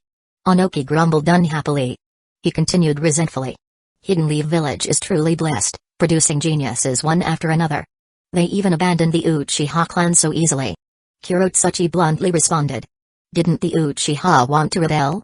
If Hidden Leaf Village hadn't abandoned them, we wouldn't have the chance to recruit. You don't understand. A village cannot tolerate a rebellious clan, but killing them all is a waste. Keeping just one kid is useless. You really worry too much about other villages. Who's worrying about others? I just can't stand it. Got it, got it. But who knows if Kaido will even go to Grass Village? Does he want to offend the 5 great nations completely? Who knows? We'll just have to wait and see. Kaido wasn't concerned about the various ninja waiting for him in Grass Village. Instead, he was troubled by his next target. According to the information provided by CIMI, the entity named Shinigami usually resided in a special otherworldly space and only appeared for specific transactions. This transaction was related to a unique sealing technique called Shiki-Fujin. Shiki-Fujin was the ultimate sealing jutsu of the Uzumaki clan. The user could summon the Shinigami, who would sever the target's soul with a sword and devour it, thus sealing the target's soul. However, the user would also be bound by a contract with the Shinigami, and their soul would also be devoured, resulting in an eternal struggle within the Shinigami's stomach. This seal could be undone. In the Uzumaki Mask Hall in Hidden Leaf Village, a Shinigami mask could be used to summon the Shinigami. By cutting open the Shinigami's stomach, the sealed souls would be released, but the user would become a sacrifice. It seems I'll have to infiltrate Hidden Leaf Village again. Kaito said reluctantly. Izuna rolled his eyes. Getting the mask will be easy for you, but have you thought about how to deal with the Shinigami? Kaito pondered, then said. According to Morio, my actions are likely already known to the Shinigami and Jashin. They might act first. Are you just going to wait then? Gyur interjected. Kaito shook his head with a smile. Of course not. That's just Morio's perspective. I'll stick to my own plans. As for how to deal with the Shinigami, I'll figure it out when the time comes. At this moment, Chiri reminded. Kaito, you're overlooking another factor. What do you mean, Ms. Chiri? Kaito asked. Chiri explained. Since the Box of Ultimate Bliss was originally created by Kaguya, the mastermind behind the Akatsuki would know its secrets. Your previous actions were not secretive, so they likely know your goal by now. This is indeed a problem. Kaito's expression changed as he fell into deep thought. Chapter 93, just as Chiri had said, once Black Zetsu learned of Kaito's recent actions, he reached a conclusion in his mind. The worst-case scenario has come true. It seems Kaito is indeed gathering the power of the King of Yama. Various thoughts flashed through his mind in an instant. We must stop him from obtaining that power. Nearby, White Zetsu scratched his head in mock distress and asked. That's really bad. What should we do? Ah. He struck his right fist into his left palm with a look of surprise. Why don't we cooperate with the other two? Black Zetsu ignored White Zetsu's exaggerated performance and immediately rejected his suggestion. No. Although those monsters are twisted, they still originate from the King of Yama's power, and they have an instinctive hostility towards the power from my mother within me. Oh? So you've already tested them out, and I didn't even know. White Zetsu looked at Black Zetsu with a playful smile. Black Zetsu responded angrily. I dealt with those monsters when they first emerged. If it weren't for that, why would I exclude them from our plans? Ah, that makes sense. I was still asleep inside the demonic statue of the outer path back then, so no wonder I didn't know. White Zetsu sighed exaggeratedly. I'm really grateful to Lord Madara for creating us, even though I couldn't experience the comfort of it. Enough. Black Zetsu glared at White Zetsu with some impatience. There's no other way now. We must kill Kaido before he completes the 4 seals. I get it. What's the plan? Seeing Black Zetsu's impatience, White Zetsu became more serious. Obito has already started his actions, right? Black Zetsu said darkly. Obito's actions aren't guaranteed. I initially wanted to use Hidan to probe Kaido's intentions, but that's no longer necessary. He gave a direct order. White Zetsu, this time you will also assist Obito. Yes, sir. White Zetsu saluted playfully. But, last time Obito and Nagato acted together and failed. If it's just me and Obito, our chances aren't much better. How about you join the fight too? No. Black Zetsu rejected without hesitation. My form would be at a disadvantage against an Onmyoji. What a pity. White Zetsu shrugged. But it's fine. Black Zetsu smiled sinisterly. Kaido is sure to clash with the remaining 2 monsters. His next target, according to the sequence, is the Shinigami. When he confronts the Reaper, inform Kakazu and Hidan. Jashin will definitely notice something through Hidan. At that time. White Zetsu also grinned mischievously. He. Then Obito and I will ambush him. Kaito infiltrated Hidden Leaf Village alone once again. Izuna declined to join the mission, citing the need for a smaller target. Thus, the 2 seniors resumed their slumber. Gear remained on standby for backup. Despite all that had happened, Hidden Leaf Village's defense and detection barriers hadn't improved, allowing Kaido to slip in smoothly. He arrived at the Uzumaki clan's mask hall without any trouble. Stepping into the dilapidated building, he carefully examined the wall full of menacing masks. Despite their varied expressions, they didn't seem significantly different. It was clear that without sensing the Shinigami's power, one couldn't identify the true Shinigami mask by sight alone. This posed no problem for Kaido as a non-Myoji. After closing his eyes to sense the spiritual power for a moment, he quickly locked onto his target. He extended his hand, releasing spiritual energy to envelop the Shinigami mask, which then floated gently into his hand. After securing the mask, Kaido turned to leave the mask hall, intending to find a safe place to summon the Shinigami quietly. Suddenly, he felt a jolt of unease. Something's wrong. Kaido frowned, sensing danger. It seemed necessary to postpone his plans. As a non-Myoji, he had utmost faith in his intuition. He decided to wait until nightfall to observe the stars. Raising 2 fingers, he held a colorful paper doll between them. Unlike ordinary paper dolls, this one was detailed with realistic proportions and painted features. When Kaido pressed it against himself, he transformed, adopting the exact appearance depicted on the doll. A young man carrying a drawing board strolled through Hidden Leaf Village's streets, drawing curious glances from the villagers. Though his features weren't striking, his approachable demeanor made him likable. He smiled warmly at everyone who accidentally made eye contact, making them feel a gentle breeze had swept over them. An artistic temperament, a blushing girl thought. Kaido's presence in Hidden Leaf Village wasn't part of any plan, he simply wanted to enjoy a good meal. With his plans postponed, he wasn't willing to continue eating dried rations outdoors. Is there something wrong? Kaido, maintaining a harmless smile, looked kindly at the boy with sunglasses blocking his path.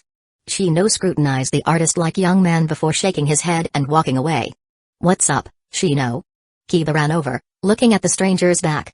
When I got close to him, my insects became agitated, but I couldn't detect anything unusual upon closer inspection.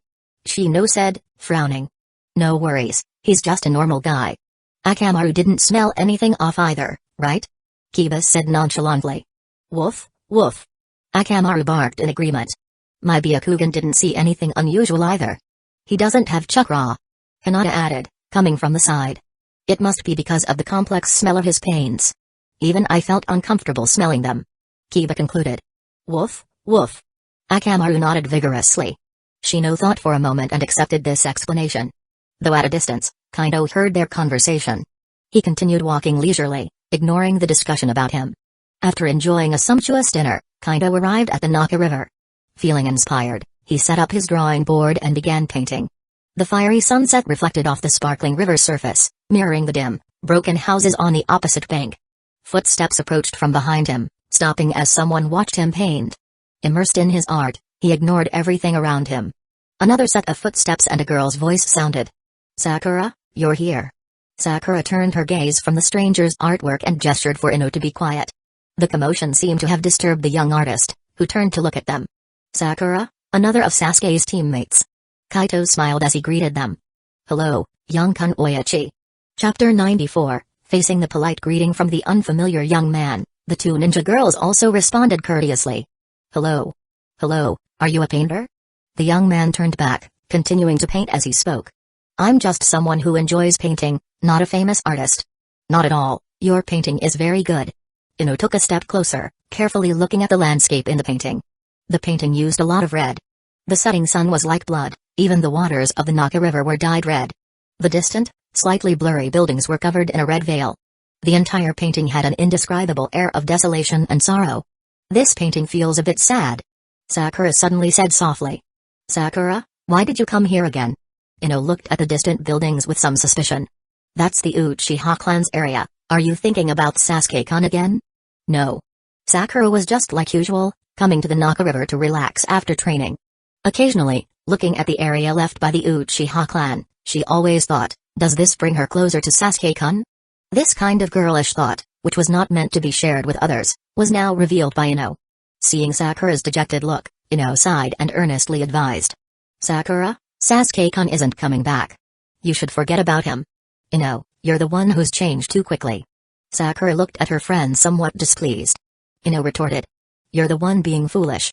So many girls like Sasuke-kun, but he's never responded to any of us. Are you going to wait for him foolishly? Everyone says Sasuke-kun won't come back." Sakura opened her mouth but couldn't find words to argue back. She also knew about the recent appearance of Sasuke-kun's uncle in Hidden Leaf Village. The Uchiha clan withdrew from Hidden Leaf Village. It was said that the announcement came from that person. When she heard the news, she broke down and cried. Even though Kakashi-sensei comforted her, saying Sasuke could still return to Hidden Leaf Village as an individual, she still felt pessimistic deep down. Unlike the past when she was just a fangirl, she now understood that, in Sasuke-kun's heart, his clan's relatives were definitely more important than Hidden Leaf Village. And herself, she might not even compare to that idiot Naruto in Sasuke-kun's heart. "Are you talking about that Sasuke, the Sasuke Uchiha?" The gentle male voice suddenly interrupted Sakura's thoughts. She looked up to see that the young painter had put down his brush. "How do you know Sasuke Uchiha?" Ino looked suspiciously at the stranger. "Sorry, I haven't introduced myself yet." The young man turned around. "My name is Kunokata, a traveling painter. As for Sasuke Uchiha, I watched the Chunin exams held in Hidden Leaf Village earlier. That event was really dangerous." "Is that so? Sorry for being rude, haha." Ino laughed awkwardly. "Don't worry, Mr. Kuno, such things won't happen again. Hidden Leaf Village is very safe now. Thank you for the assurance, Miss Ninja." The young man expressed his gratitude. "I'm Yamanaka Ino." Ino introduced herself generously, then pulled Sakura over. "This is my good friend, Haruno Sakura. Ms. Yamanaka, Miss Haruno, it's a pleasure to meet you both." The young man nodded with a smile. "Mr. Kuno, you mentioned Sasuke earlier?" Sakura asked curiously. Could this traveling painter know something about Sasuke? "I didn't mean anything by it." The young man apologized. "I overheard your conversation and got curious, so I interrupted." "Sorry." "It's okay, Mr. Kuno." Sakura replied, a bit disappointed. "You mentioned that Uchiha boy left Hidden Leaf Village?" The young man asked again. "Yes. This news should have spread already," Sakura said dejectedly. "For someone like me, it's not common to hear about ninja affairs." The young man suddenly turned and took the painting off the easel, handing it to Sakura. "Sorry for unintentionally asking too much, please accept this as an apology." After Sakura took the painting, he packed up his easel and paints, slinging them over his back. "To be cherished by a girl like you, that boy must be lucky." "Thank you, Mr. Kuno." Sakura held the painting, feeling a bit embarrassed. "It's getting late, so I'll take my leave." The young man nodded and walked towards the village. "Good luck, Miss Haruno. I hope you and the Uchiha boy can be together." "Goodbye." "Goodbye, Mr. Kuno." Sakura clutched the painting, feeling a renewed determination. That's nice, Sakura. Ino reached out to touch the painting in Sakura's hands. You got such a beautiful painting. Humphrey, don't even think about it, Ino. Sakura quickly protected the painting. This is Mr. Kuno's gift to me, a blessing for my love with Sasuke-kun. Humphrey, it's enough that you have his blessing. You were just telling me to give up on Sasuke-kun. Because I knew you wouldn't listen with that wide forehead of yours. Ino pig. Kaito silently made his way to the other side of the Naka River, into the desolate Uchiha clan area. Without stopping, he walked through the ruined buildings, heading to a secluded spot towards the cemetery. After arriving at the outskirts of the cemetery, he carefully checked the barriers he had set up and, confirming they were intact, went inside. Entering the barrier, Kaito's form shimmered with spiritual light, reverting to his true appearance as the colorful paper figure attached to him turned to confetti and blew away. He then spent some time meticulously cleaning all the graves. Throughout the process, he didn't use any spells or make a sound, simply and quietly clearing away the dead leaves and branches and wiping the tombstones clean. After finishing the cleaning, he stood in front of the graves and deeply bowed. Finally, he sat on a stone at the edge of the cemetery to rest. By this time, the setting sun had completely disappeared below the horizon, stars were beginning to appear in the night sky, and a bright moon cast its cold light on the ground. Kaito's red eyes revealed a pentagram as he focused intently, observing the celestial movements, calculating in his mind. After a long while, his eyes returned to their normal color, and he visibly relaxed. He now understood where the previous sense of danger had come from. At the same time, the unsettling feeling had completely vanished. A confident smile appeared on Kaito's face. As long as he wasn't caught off guard by sudden events, he was confident he could find the right way to break through any predicament. Taking out a blank scroll, he spread it on his knee and began writing rapidly, conducting further calculations. Chapter 95, As the first ray of sunlight touched the ground at dawn, Kaito silently left the boundaries of Hidden Leaf Village. After a night of calculations, he fully understood the impending crisis. It seemed like merely sealing a Shinigami, but it would attract a whole host of enemies. Without prior preparation, it would indeed be dangerous. After all, Obito's abilities were too well suited for surprise attacks. To break this deadlock, there was actually a very simple method. Just like the time he purified the box of ultimate bliss, he could ride Gyur's back and move from high altitudes, searching for a deserted island in the vast ocean. This way, he could avoid the tracking of those white monsters from the beginning, and the Akatsuki organization did not have the same deep resources as the 5 great nations to send so many people to search the vast ocean. Even if they did find him, the time delay would be enough for him to deal with the Shinigami. This was the first method Kaito thought of to break the situation. However, he immediately dismissed it. As Chiri had mentioned, it was very likely that Black Zetsu was already aware of his plan to revive King Inma's power. It was conceivable that he would do everything to stop it. Moreover, that crazy guy Obito seemed eager to eliminate him. Kaito couldn't just keep hiding from them. Because he wanted to use Obito to resurrect Kaguya, he had let him go once before. Now, Kaito had a better idea. After reuniting with Gyur, Kaito rode on its back to the ruins of Hidneti village in the land of whirlpools. Gyur, you leave here first, as far as possible. Kaito said after landing. Alright, be careful yourself. Gyur said, used to this situation, then flapped its wings and flew away.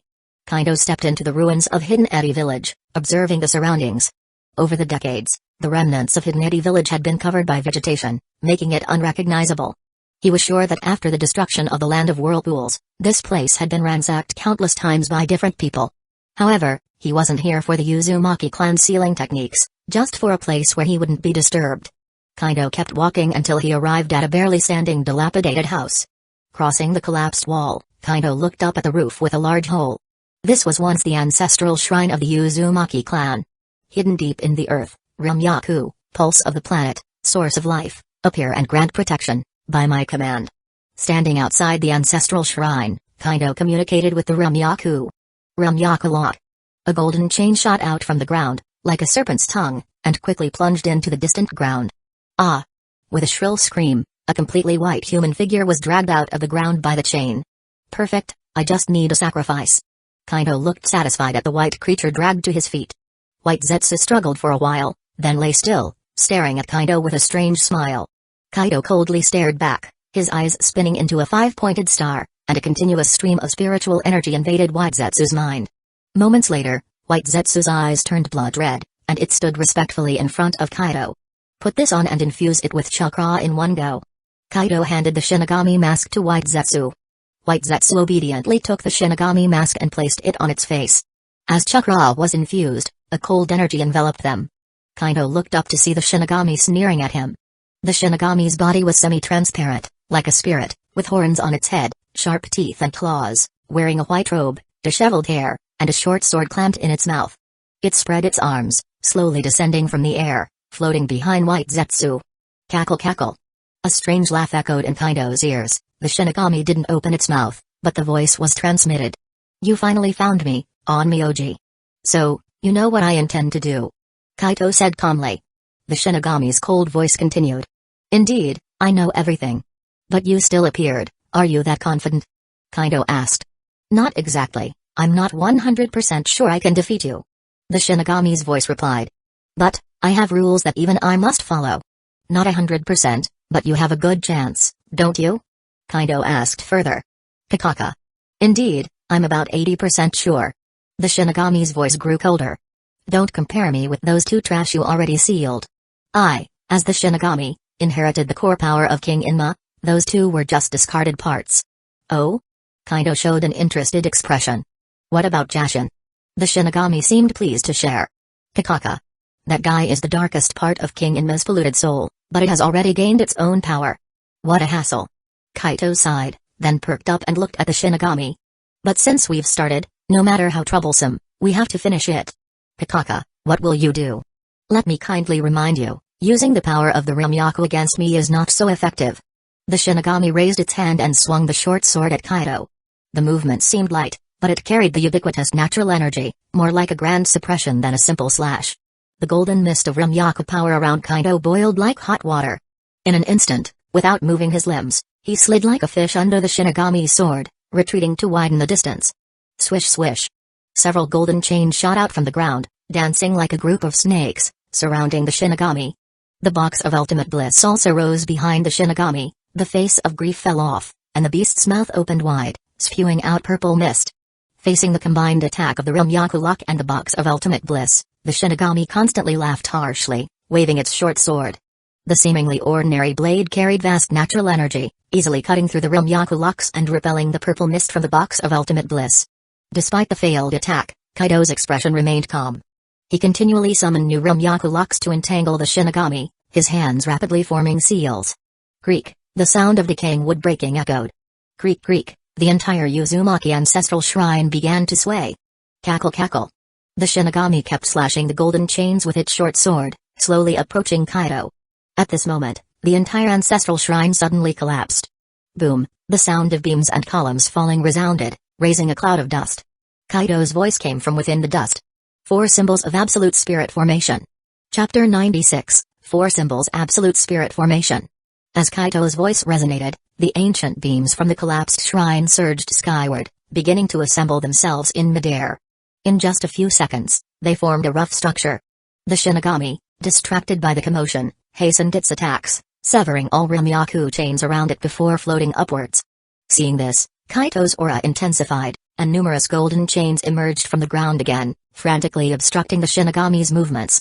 By this time, the beams in the sky had stopped moving, and 4 torii gates, pieced together from decayed wood, had taken shape. Kaido formed a seal with his hands once more. The 4 torii gates in the sky immediately spread out, positioning themselves at the east, west, south, and north points, with the Shinigami at their center. Descend. With a loud shout from Kaido, the 4 torii gates simultaneously descended, their bases sinking into the earth with a resounding thud. Golden energy rapidly spread from the bases of the torii gates, covering the decayed wood. In no time, the 4 torii gates looked as good as new. As the golden torii gates emitted a faint glow, a transparent, 4-sided barrier began to form. Sensing the danger, the Shinigami unleashed an unprecedented amount of power, severing numerous chains and attempting to escape towards the edge of the barrier. Don't even think about it. Dense golden chains shot out from beneath Kaido's feet, once again blocking the Shinigami's path. At that moment, the 4-sided barrier fully formed.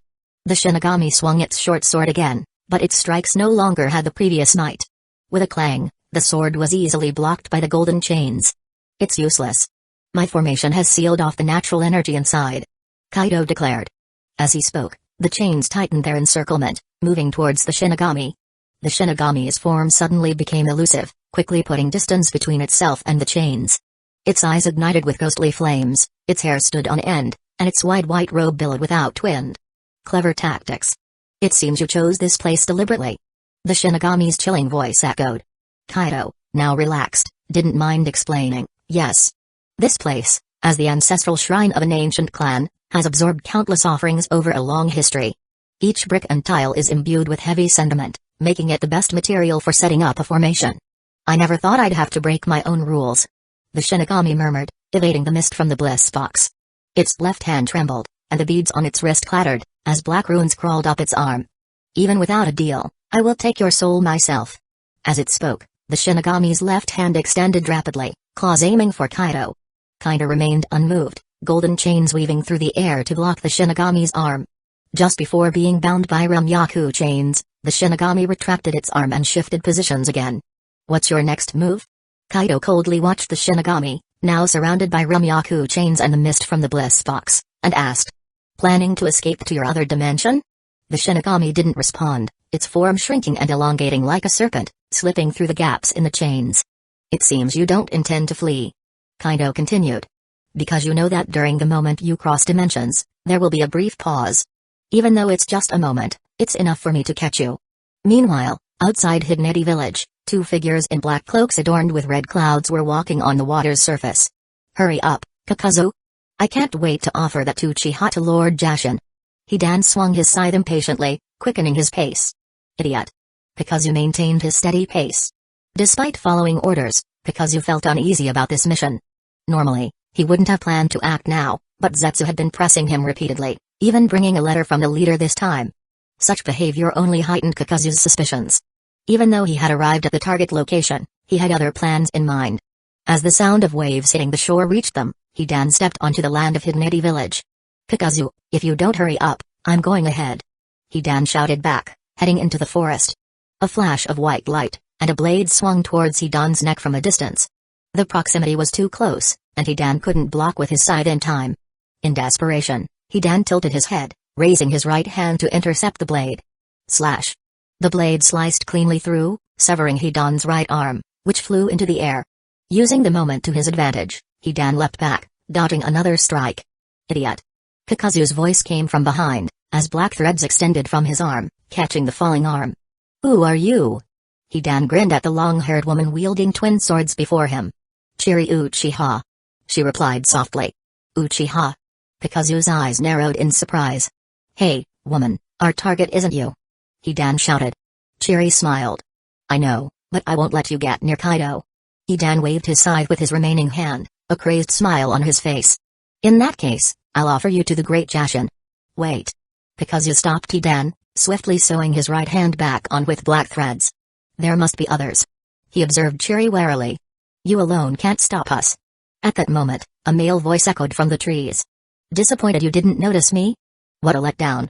Kakazu looked up sharply to see a young man sitting on a branch. Impossible. Kakazu was stunned. As an experienced ninja, he hadn't detected the enemy right under his nose. Izuna stood up, looking down at them, a slight smile on his face. His recent studies of natural energy had enabled him to develop new techniques, like blending his presence with the environment, making even a seasoned ninja like Kakazu fail to notice him. Another Uchiha. Kakazu observed Izuna intently. Izuna stepped off the branch, landing beside Chiri, his eyes turning red with 3 spinning tomoe. Izuna Uchiha. He introduced coldly. Chapter 97, on the other side of the island in Higneti village, Obito Uchiha stood silently atop a large tree. Obito, Kakazu and Hidan are being blocked by Kaito's 2 companions. Zetsu's upper body emerged from the tree trunk. What do we do? Are you going to cancel the operation? Those 2 again? Obito was somewhat surprised. Didn't you say that man claimed to be Izuna Uchiha? Maybe Kaito summoned him using a technique similar to summoning, impure world reincarnation. Zetsu fully emerged from the tree trunk, standing beside Obito. No, they were lying. Obito said gravely. I later sensed that the person didn't have the aura of the dead. Alright, so what now? Obito countered. What's the situation with Kaito? He's still confronting that creature, but Kaito seems to have the upper hand. Zetsu hadn't shared information about the bliss box with Obito, so neither did the other Zetsu. Let's wait. If Kaito and that creature's battle reaches a stalemate, we'll intervene. Obito decided. Got it, Lord Madara. Zetsu saluted mockingly and melded back into the tree. Meanwhile, Kaito was continuously compressing the Shinigami's face with dense Rumyaku chains. The thick purple mist from the bliss box also relentlessly targeted the Shinigami, giving it no respite. The Shinigami had morphed into a long, thin white shape, constantly slipping through the gaps in the chains to evade the pervasive blockade. Has it started over there too? Kaito sensed the situation on the other side through his connection with Izuna and Chiri. Is that the aura of Jashin? Sensing the anomaly from Hidan, he felt a sense of relief. The Shinigami in front of him was troublesome enough. If Jashin were also summoned, he would have had to abandon the operation. However, the distance between both sides wasn't far, so he needed to finish this quickly. With this thought, Kaito shouted, his Rumyaku power growing more intense, increasing the number of Rumyaku chains in the formation. With this sudden exertion, the Shinigami could no longer evade. As a golden chain touched it, the Shinigami was forced to return to its original size, and more chains swarmed in, binding it completely. Ka. The Shinigami's eerie laughter echoed as it opened its mouth, spewing several dark flames at Kaito. Rumyaku protection. Kaito swiftly formed seals, and a golden shield successfully blocked the ghostly flames, producing a layer of frost upon impact. Feeling the bone-chilling cold of the ghostly flames, Kaito quickly manipulated the Rumyaku chains to bind the Shinigami's mouth. Without the Shinigami's control, the ghostly flames gradually extinguished, turning the entire area into a frozen wasteland. It seems you can't escape. Kaito leapt onto the top of the bliss box. I'll send you back where you came from. He commanded the mist-infused chains to drag the Shinigami into the bliss box. I won't be sealed so easily. The Shinigami's voice became piercingly sharp. A black rift opened in the air behind it, and countless demon hands with black nails and purple skin emerged, grabbing its body. Kaito felt another force countering his chains. For a moment, it seemed like a stalemate, a tug-of-war of equal strength. Ka. On Myoji, you can't defeat me. I know you have a time limit with the Rumyaku connection. Ka. The Shinigami's sharp voice rang in Kaito's ears, as the demon hands behind it increased their strength. Damn it. Kaito formed seals with his hands, fully mobilizing the Rumyaku chains. Sweat beads formed on his forehead as time passed. Meanwhile, Obito and Zetsu had arrived at the perimeter of the formation. Go. Obito's figure vanished. Wood-style, deep forest emergence. As Zetsu formed seals with his hands, giant trees sprouted crazily from the ground, uprooting the golden torii gates. Separated from the Rumyaku's power, they reverted to decayed wood, and Kaito's formation was completely destroyed. Simultaneously, a ripple appeared in the space behind Kaito, and an arm holding a long sword emerged, stabbing the sword into his heart. Ugh! Kaito's eyes widened in shock, and he spat out a mouthful of blood. Who? He slowly turned his head to see a familiar mask. Obito. It's you. Kaito spoke, blood flowing from his mouth. Ha. Obito laughed heartily. Obito stepped out of the space, his single eye gleaming with ruthless intent. Kaito, blame yourself for standing in the way of my ideals. Blame yourself for knowing too much. Your ideals? They're just self-deception. Kaito's voice weakened. Shut up. Obito pushed the sword deeper, all the way to the hilt. This false world is worthless. The world I long for, the one with Rin, is the real one. The two were now very close, Obito's body pressing against Kaito's back. And to think I'm wasting my breath on someone with a broken mind. Kaito's voice suddenly regained strength, the golden mist around him surging. Several golden chains emerged from his body, binding Obito from head to toe. What? Obito tried to use his Mangekyo Sharingan to become intangible again, but found he couldn't draw any chakra. Meanwhile, Kaito's body slowly melted, turning into a pool of golden liquid that slipped off the sword. The golden liquid reformed into a human shape, and the unharmed Kaito appeared before Obito. He looked at Obito with a mocking smile. You used your Mangekyo Sharingan's power just now. You must be in your real body, and without chakra to use Izanagi. You're finished. Then, he turned to the Shinigami still struggling with the Rumyaku chains and said. The Shinigami must be unaware that I have a deep connection with the Rumyaku, so there's no time limit on my use of its power. Nice to meet you, ancient remnant. He turned to Zetsu standing on the other side. Though you're good at escaping and hiding, I doubt you'll abandon poor Obito and run away alone, will you? Chapter 98. At this moment, Kaito stood atop the bliss box, with Obito bound beside him, the Shinigami in midair locked in a tug-of-war with Rumyaku chains, and Zetsu at a distance on the ground. Obito's chakra had been sealed, rendering him powerless. Due to Zetsu's wood-style technique breaking the formation, the natural energy barrier was disrupted, and the Shinigami regained its formidable power. The black rift behind the Shinigami opened wide like a beast's maw, and the ghostly hands emerging from it grew larger, furiously tearing at the golden chains binding the Shinigami. Wood-style, cutting sprigs jutsu. As expected, Zetsu did not abandon Obito, and sharp wooden spikes gleaming coldly grew rapidly, aiming to pierce Kaido. Good, since everyone is here, let the battle begin. Kaido dodged the spikes, reappearing on the ground, his eyes spinning with the five-pointed star pattern as he formed seals with his hands. Susanoo. A how-bodied skeleton materialized around him, shielding him from the incoming wooden spikes. Zetsu moved with remarkable speed, burrowing underground and emerging from beneath the bliss box, transforming his arm into a vine to pull Obito down. He tugged at the chains binding Obito but found them immovable. This is bad, Obito, we should retreat. Before Obito could respond, Zetsu hoisted him onto his shoulder and began to flee. You won't escape. Kaido's voice rang coldly.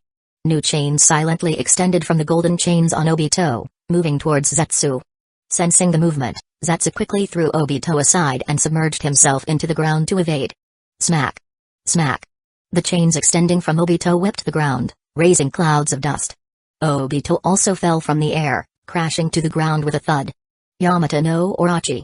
The blue half-bodied skeleton around Kaido rapidly grew golden tendons and flesh, sprouting legs and donning a full set of samurai armor.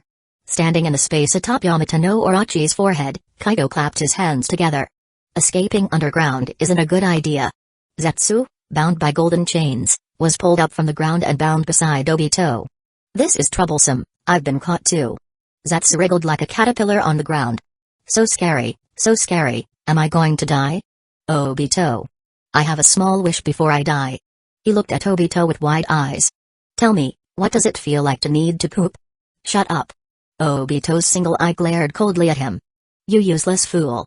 Instead of getting angry at Obito's harsh words, Zetsu grinned mischievously. You were caught first. You love-struck loser.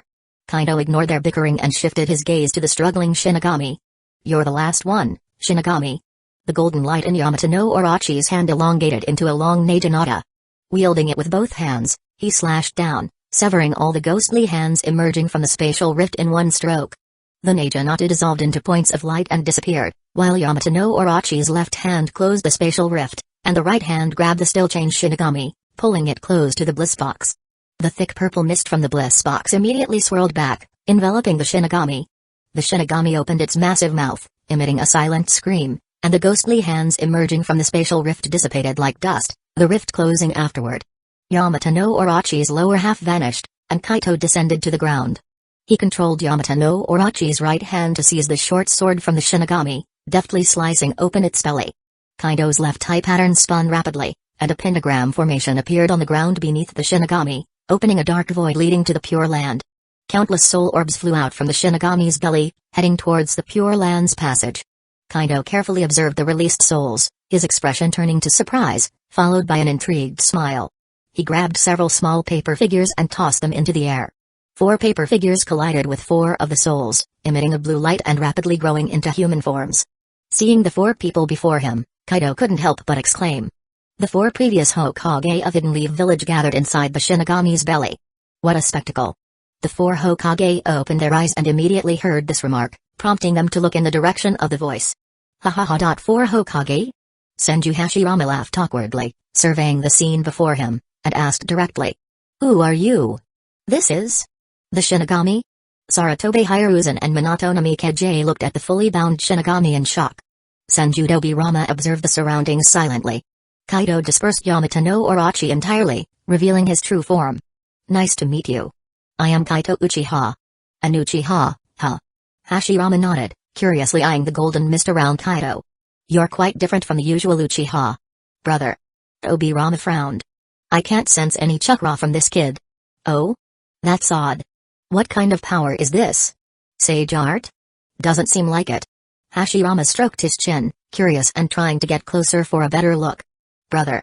Dobirama pulled him back. Don't act rashly. What's the big deal? I'm already dead anyway. Hashirama looked at his brother in confusion. Dobirama responded sternly. That's an Uchiha, who knows what his intentions are. Besides, our current state is very strange. How many times do I have to tell you, Dobirama? Hashirama looked at Dobirama disapprovingly. Stop being biased against the Uchiha. Humphrey, the Uchiha are an evil clan. Obirama remained unmoved, his sharp gaze fixed on Kaito. Kid, what's your purpose? Hey, no purpose really. Kaito smiled. I was just surprised and wanted to witness this spectacle. His gaze swept over the 4 Hokage, finally settling on Minato. The 4th Hokage, what a pity. What? Minato looked confused. Kaito smiled at him again. I mean, it's a pity you died so young. After your death, the 3rd Hokage had to come out of retirement. Being old and frail, he gradually lost control, leading to many regrettable incidents. A bitter smile appeared on Hiruzen's aged face. I did find myself somewhat powerless. Chapter 99, are you referring to something specific? Obirama continued to stare intently at Kaito. Nothing in particular. What's already happened is in the past. Talking about it now doesn't change anything. Kaito responded calmly. Anyway, some have already paid the price. Did you seek revenge on Hidden Leaf Village? Hiruzen Sarutobi suddenly perked up, looking at Kaito with some tension. Revenge? What exactly happened? Hashirama Senju asked, turning to Hiruzen. First Hokage-sama. Hiruzen began with some difficulty. The Uchiha clan attempted a coup and were ultimately exterminated. What? Why did such a thing happen? Hashirama's face was filled with shock. The Uchiha clan rebelled first, so what talk is there of revenge? Obirama's tone remained harsh. Indeed, the Uchiha clan and your Hokage faction have never truly been in harmony. Kaito said calmly. In the end, it's simply a case of the victor taking all. However, even if I were to destroy Hidden Leaf Village completely for revenge, it would be the same story. Ignoring the increasingly grave expressions of the 4, he continued. Don't worry, I merely killed Denzo Shimura. That can be considered quite merciful. Oh, and Koharu Utatane and Hamura Mikado. He added with a smile. They should only be able to spend the rest of their lives bedridden. What? Denzo? Why did you do that? It was I who gave the order to Itachi. Hiruzen exclaimed in surprise. How laughable. 3rd Hokage, you can't be unaware of what your old friend Denzo has done, can you? Kaito's face showed a mocking expression. After all, you've indulged him too many times. Hiruzen frowned deeply. Although Denzo made some mistakes, he has also made significant contributions to Hidden Leaf Village. Ha ha ha ha. Kaito laughed out loud. Significant contributions to Hidden Leaf Village? Maybe. But what does that have to do with me? That old scoundrel took Shizue's Mangekyo Sharingan without cause, leading to Shizue's death. After the Uchiha clan's extermination, he even took the eyes from the bodies of my clan members and implanted them in himself. Just for that, he deserved to die. Hiruzen frowned deeply. Is what you're saying true? Was Shizue killed by Denzo? Then why did you target Koharu and Hamura? Shizue was one of your people, wasn't he? I have no reason to lie. Kaito said coldly. As for those 2 advisors, all of you were taught by the 2nd Hokage and were filled with animosity towards the Uchiha clan. Their responsibility in leading the Uchiha to rebellion is clear. Obirama said sternly. The Uchiha are inherently evil. I had to take precautions. At this moment, a voice came from the distant forest. Obirama, you talk nonsense. Obirama's eyes widened in surprise, and he turned his head sharply. 2 ninjas, a man and a woman, suddenly appeared in the forest. The young man in front, with a dark expression, angrily walked out of the forest with a ninja sword in hand, pointing it at Obirama. Obirama. How dare you slander the Uchiha clan? You. Are you Izuna? Hashirama asked, pointing a trembling finger at the man, his face turning pale. Are you a human or a ghost? Obirama looked helplessly at his unreliable elder brother. Brother. You are also dead. Eh? Hashirama suddenly realized, then sheepishly scratched his face. Oh, right. He waved at Izuna with a warm smile. Hello there, long time no see, Izuna. Is Madara around? Who are you? What business do you have with my brother? Izuna glared angrily at Hashirama. Huh? Don't you recognize me? I'm Madara's good friend, Hashirama Senju. Hashirama explained. We've met before. This only made Izuna angrier, and he roared. I don't know you. My brother has no such friend. That's too harsh. Hashirama, looking as though he'd taken a major blow, squatted on the ground dejectedly, with mushrooms growing out of him. Brother. What kind of behavior is this? Obirama glared at him in exasperation. Is the 1st Hokage really like this? Minato asked, somewhat dumbfounded. The 1st Hokage is always this approachable. Hiruzen explained. Is that so? Haha. Minato laughed awkwardly. By this time, Izuna and the woman behind him had walked up to Kaito. Kaito, What are you doing? Why are these two Senju here? Senior Izuna, Miss Chiri, you're here. Have those Akatsuki members been dealt with? Kaido asked. Humphrey, now that we know their intel, how could we not deal with them? Izuna rolled his eyes at him. You still haven't explained what's going on here. Oh, this. Kaido explained. I released the souls devoured by the Reaper, and it turns out all 4 former Hokage of Hidden Leaf Village were among them, so I couldn't resist witnessing such a spectacle. Ha ha ha ha. Izuna laughed arrogantly, taunting the Senju brothers. All 4 former Hokage of Hidden Leaf Village were inside the Reaper's stomach. How pathetic is that? Sigh, that was my fault. Hiruzen sighed, taking responsibility. My useless disciple Orochimaru used the summoning, Impure World Reincarnation Jutsu to summon the first and second Hokage. I had no choice but to use the Reaper Death Seal to end the fight. Monkey, don't blame yourself. Obirama comforted him and then turned to the 3 Uchiha. Izuna Uchiha, what is going on? Izuna glanced at him haughtily. None of your business. By this time, the other souls from the Reaper's stomach had all returned to the Pure Land. Kaido closed the portal to the Pure Land, glanced at Izuna, who was arguing with his old enemy, and then took the opportunity to focus all his power on dealing with the Reaper. Kaido-kun, can you tell me what's going on with the Reaper? Minato silently appeared beside Kaido, looking curiously at the now weak-looking Reaper. Sure. Kaido said calmly. The Reaper is a creature born from the box of ultimate bliss. I am in the process of sealing it back inside. Is that so? Minato asked, puzzled. But it doesn't seem to be causing any harm, does it? Kaido smiled. Are you worried Hidden Leaf Village might lose a valuable asset? No. Minato shook his head. It's best not to use such a mutually destructive technique. I met your son recently. Kaido suddenly said. Minato's face immediately softened into a gentle smile. Really? You met Naruto? Could you tell me about him? Kaido nodded. Naruto is training with Jiraiya. With Jiraiya-sensei? Minato's expression grew a bit peculiar. I just hope Naruto only learns ninjutsu from him, nothing else. Kaido continued. You must know Sasuke, right? Fugaku's younger son. He and Naruto used to be teammates. On Sasuke's behalf, I gave Naruto the Uzumaki clan's texts that I obtained from Denzo. Minato was taken aback, then bowed slightly. Thank you, Kaido-kun, on behalf of Naruto. No need to be so formal, Minato. Kaido replied with a gentle smile. Actually, I want to make a deal with you. Chapter 100, a deal? Minato looked at Kaido, puzzled. I'm already dead, and I don't have anything to offer for a trade with you. Kaido dismissed Minato's confusion and spoke directly. As a father, you must want to stay by Naruto's side, teach him personally, and watch him grow, right? That's obvious. Minato replied with a bitter smile. Please, Kaido-kun, just get to the point. He then added seriously. Though I feel sorry for Naruto, I won't do anything that would harm Hidden Leaf Village. Kaido gave him a strange look. You don't know how Naruto grew up, do you? What? Minato was taken aback. It's nothing. You, as his father, should find out about Naruto's upbringing yourself. Kaido shifted the topic. My deal has nothing to do with Hidden Leaf Village. Then please, go ahead. You should be aware of your current state, Minato. Minato nodded.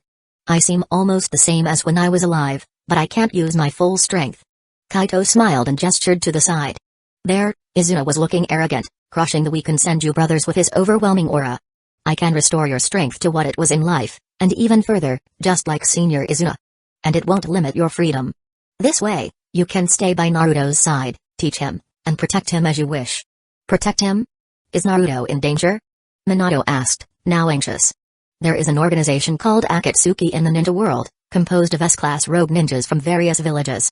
Their leader possesses the legendary Rinnegan, and they seem to be after the nine-tailed beasts. Minato was shocked and directly asked. What's your condition, Kaido-kun? My condition is simple. Kaido said with a kind smile. When I need it, you must help me. Of course, what I ask won't go against your principles and can even be prioritized after Naruto. After a brief moment of thought, Minato nodded decisively. Kaido-kun, I accept your terms. Then please wait a moment. Kaido suddenly emitted a blinding golden light, drawing everyone's attention. The chains wrapped around the Reaper tightened, making creaking sounds. The mist emanating from the box of ultimate bliss grew denser, its deep purple almost turning black. The Reaper was completely immobilized, watching helplessly as its power was eroded by the mist and swiftly absorbed into the box of ultimate bliss. Izuna, what is that? Hashirama Senju, ever the friendly one, approached Izuna. Izuna ignored him and walked away quickly, as if he hadn't heard anything. That's harsh. I thought we were on good terms. Hashirama squatted dejectedly on the ground, mushrooms growing on him. Obirama's face was filled with exasperation. Brother, where do you get such confidence from? Finally, the Reaper's power was completely absorbed by the box of ultimate bliss, and its body dissipated like a phantom. The mist slowly receded into the box, its large maw closed, and the scattered sorrow masks returned to their original positions, their eyes lighting up. The Ramyaku chains bound the box, and as ripples spread across the ground, the box of ultimate bliss slowly sank. Kaido took out a blank scroll from his sleeve, wrote down the terms agreed upon with Minato, signed his name, and handed it to Minato. Minato, please read it carefully. If there are no issues, sign your name. All right. Minato took the scroll and brush, read through it carefully, and prepared to sign his name. Minato. Hiruzen Sarutobi stood beside him. Are you really going to agree to his terms? Sorry, Third Hokage, but I can't abandon Naruto. Minato smiled apologetically as he signed his name. Don't worry, Kaido-kun said it wouldn't go against my principles. Sorry, Minato, it's my fault for not taking care of Naruto. Blame me alone. Hiruzen said, then used his chakra to shatter the paper doll, returning to the Pure Land. Third Hokage? Minato looked stunned, then seemed to realize something, his face darkening. Humphrey, the Uchiha aren't trustworthy. Fourth Hokage, you'll regret this. Obirama said coldly, then looked at Hashirama squatting on the ground. Brother, ignore them. We should go. He then shattered his paper doll and returned to the Pure Land. Obirama, how dare you? Stay if you can. Izuna, burning with anger, slashed at the fragments of the paper doll. Ha ha ha. Seems like Madara isn't here. I'll be leaving too. Hashirama laughed, then looked serious as he addressed the group. The dead shouldn't interfere too much in the world of the living. With that, he vanished, leaving only the scattered paper fragments. Humphrey. Izuna sheathed his sword and glared at Kaido. Kaido, why didn't you keep the Senju brothers here? They should take responsibility for saving the world. Would Senior Izuna be willing to fight alongside them? Kaido feigned a shocked expression. Who wants to fight alongside those Senju scum? You make them do all the work and let me rest. Izuna scolded him. With no choice, for the honor of the Uchiha clan, Senior Izuna has to endure the hardship. For the Uchiha clan's honor, you should work harder, Kaido. Izuna huffed, transforming into a paper doll and flying towards Kaido. Kaido, take care. Miss Chiri, who had been silent, also turned into a paper doll and flew over. Really, has Miss Chiri also been led astray by Senior Izuna? Kaido put the paper dolls into his sleeve. Kaido-kun, what is this saving the world you mentioned? Minato suddenly asked. Kaido smiled meaningfully and briefly explained the history of the ninja world and his plan, deliberately omitting the part about Obito. After listening, Minato asked. So the Akatsuki aims to gather the tailed beasts as an ultimate weapon for peace, but the mastermind wants to revive Kaguya Otsutsuki? Kaido nodded solemnly. Minato then asked seriously. To completely resolve the issue with Kaguya, you have to wait for her resurrection, which involves the Nine Tails inside Naruto. Chapter 101, Rest assured, because of Sasuke, I won't do anything to Naruto. Kaido said.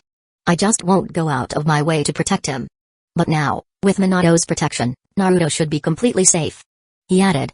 The Akatsuki members are always thinking of ways. For instance, it's said that Kinkaku and Ginkaku of the Hidden Cloud possess the Nine Tails chakra. If they make a deal with Orochimaru, they can obtain it through summoning, impure world reincarnation. Thank you, Kaido-kun. Minato said, patting his stomach. In a worst-case scenario, I have half of the Nine Tails sealed inside me. That explains how Naruto could seal the Nine Tails at birth. Kaido said, enlightened. It's up to you to decide how to handle it. I understand. If it's to save the world, I'm more than willing to help you, Kaido-kun. Minato said with a relieved smile. Before, he thought he'd have to help Kaido fight other enemies besides Hidden Leaf Village, a decision he made with great resolve for Naruto's sake. But now, knowing it's about saving the world, he felt excited. Then, Kaido brought out a paper doll made of the same material as those used by Izuna and Miss Chiri. Of course, it didn't include Sharingan as a material. With the new paper doll and the addition of a seal that allowed him to use Sage Mode, Minato had largely regained his former strength. Minato, I have even better materials I haven't had time to research. Once they're ready, I'll replace them for you. Kaido said finally. From what I know, Naruto and Jiraiya-sensei should be training at Mount Mayabaku now. You should be able to go there directly. Thank you, Kaido-kun. Minato nodded. I did leave a Flying Thunder God mark at Mount Mayabaku, so I'll head there. When you need me, I'll help with all my strength. Goodbye, Minato. Kaito nodded. Goodbye. Minato formed hand seals, and as soon as he finished speaking, he disappeared from Kaito's sight. Seeing Minato leave using the Flying Thunder God technique, Kaito smiled, then turned to look in another direction, the Mangekyo Sharingan in his eyes spinning. The seemingly empty ground in the distance tore open like a false curtain, revealing Obito and Tobi. Kaito walked up to them and looked down at the two, bound by golden chains. Obito, if I had revealed just now that you were the mastermind behind the Nine Tails attack and handed you over to Minato, what do you think he would have done? Obito gave him a cold glance and remained silent. Tobi squirmed and shouted. Ah, the fourth Hokage would probably kill Obito. He'd definitely kill him. I don't think so. Kaito smiled. Minato would likely try to save his fallen student. That's why I didn't let him know about you, Obito. Kaito said, unsheathing his blade. You heard my conversation with Minato. Neither I nor Black Zetsu were anything more than users of you. Your dream of infinite Tsukahime is just a fleeting illusion. You're lying. Obito suddenly roared with a hoarse voice. Don't try to deceive me. My dream is right. A world with Rin is the real one. Pathetic. Kaito's blade pierced Obito's heart. You're nothing but a coward escaping from reality. Gah. Obito coughed violently, choking on the blood rising in his throat. Kaito looked at him coldly. Without the ability to use chakra, you can't fully use the wood-style cells to heal yourself. He pulled the blade out. Go to the Pure Land and find Rin. Rin. I'm sorry. Obito murmured as his eyes lost their light. Kaito then turned his gaze to Tobi.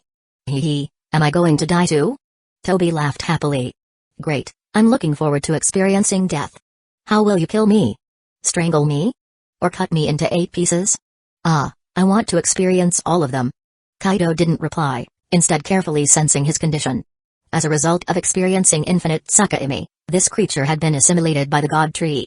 His body was more plant than human, even capable of wrapping around a human body like clothing and sharing chakra with the person wrapped. You're an invaluable material. Kaito said, looking at him with a bit of excitement. Hey! What are you going to do? Tobi asked, still curious and unafraid. Tell me quickly. Kaito's Mangekyo Sharingan spun rapidly, and a powerful mental force infused with the Rimyaku's power surged into Tobi's consciousness. Ah! My head hurts. Tobi writhed in agony. Haha. So this is what a headache feels like.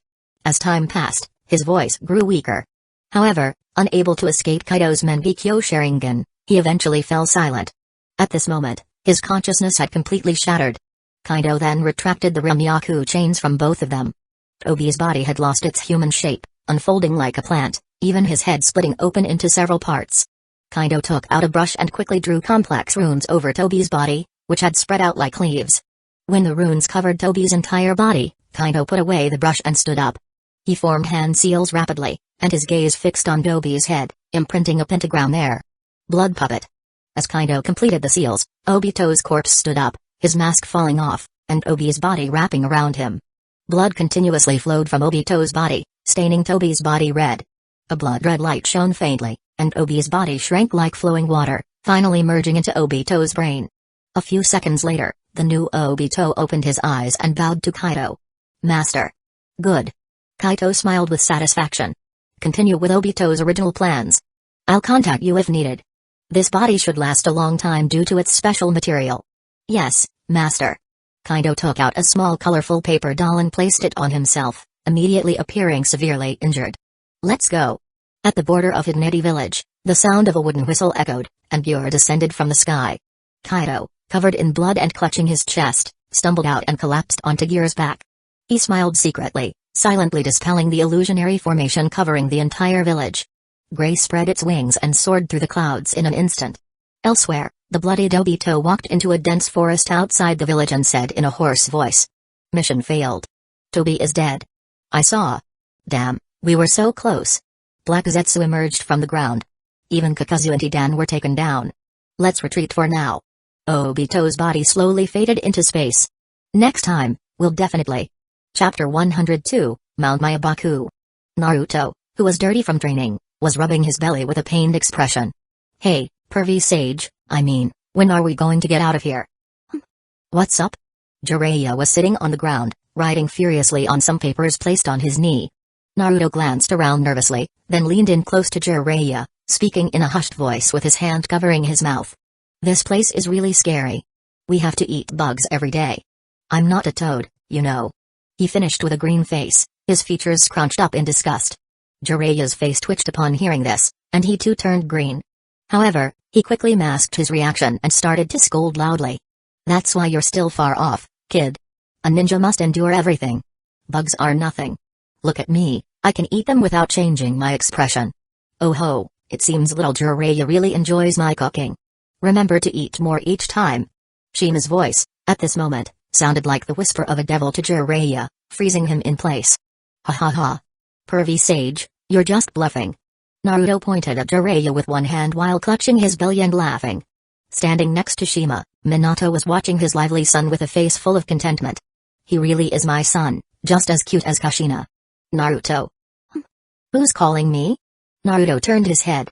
In his sight, a familiar-looking older brother, wearing ceremonial robes, his golden hair shining brilliantly in the sunlight, was smiling at him warmly. Naruto squinted his eyes, scrutinizing the man for a moment before suddenly widening his eyes and pointing at Minato, shouting. You're the fourth Hokage. Minato was about to speak when Naruto moved closer, looking up at him. No, wait. Naruto rubbed his chin. Sasuke's uncle told me that the fourth Hokage is my dad, but my dad's already dead. Minato tried to speak again, but Naruto suddenly brightened and shouted excitedly. Does that mean I have an uncle too? He quickly and warmly grabbed one of Minato's hands with both of his, shaking it up and down. Hello, uncle. Just as expected from my awesome uncle, as handsome as Sasuke's uncle. Minato, a bit amused, raised his other hand to cover Naruto's head and exchanged a glance with the stunned Jiraiya nearby. Jiraiya-sensei. Minato? Jiraiya blinked, quickly standing up to scrutinize him.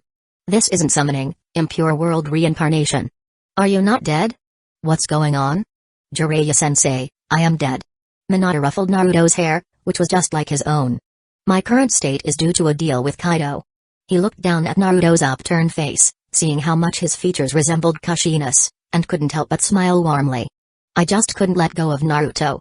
Kaito Uchiha? Jiraiya and Shima asked in surprise at the same time. Minato nodded.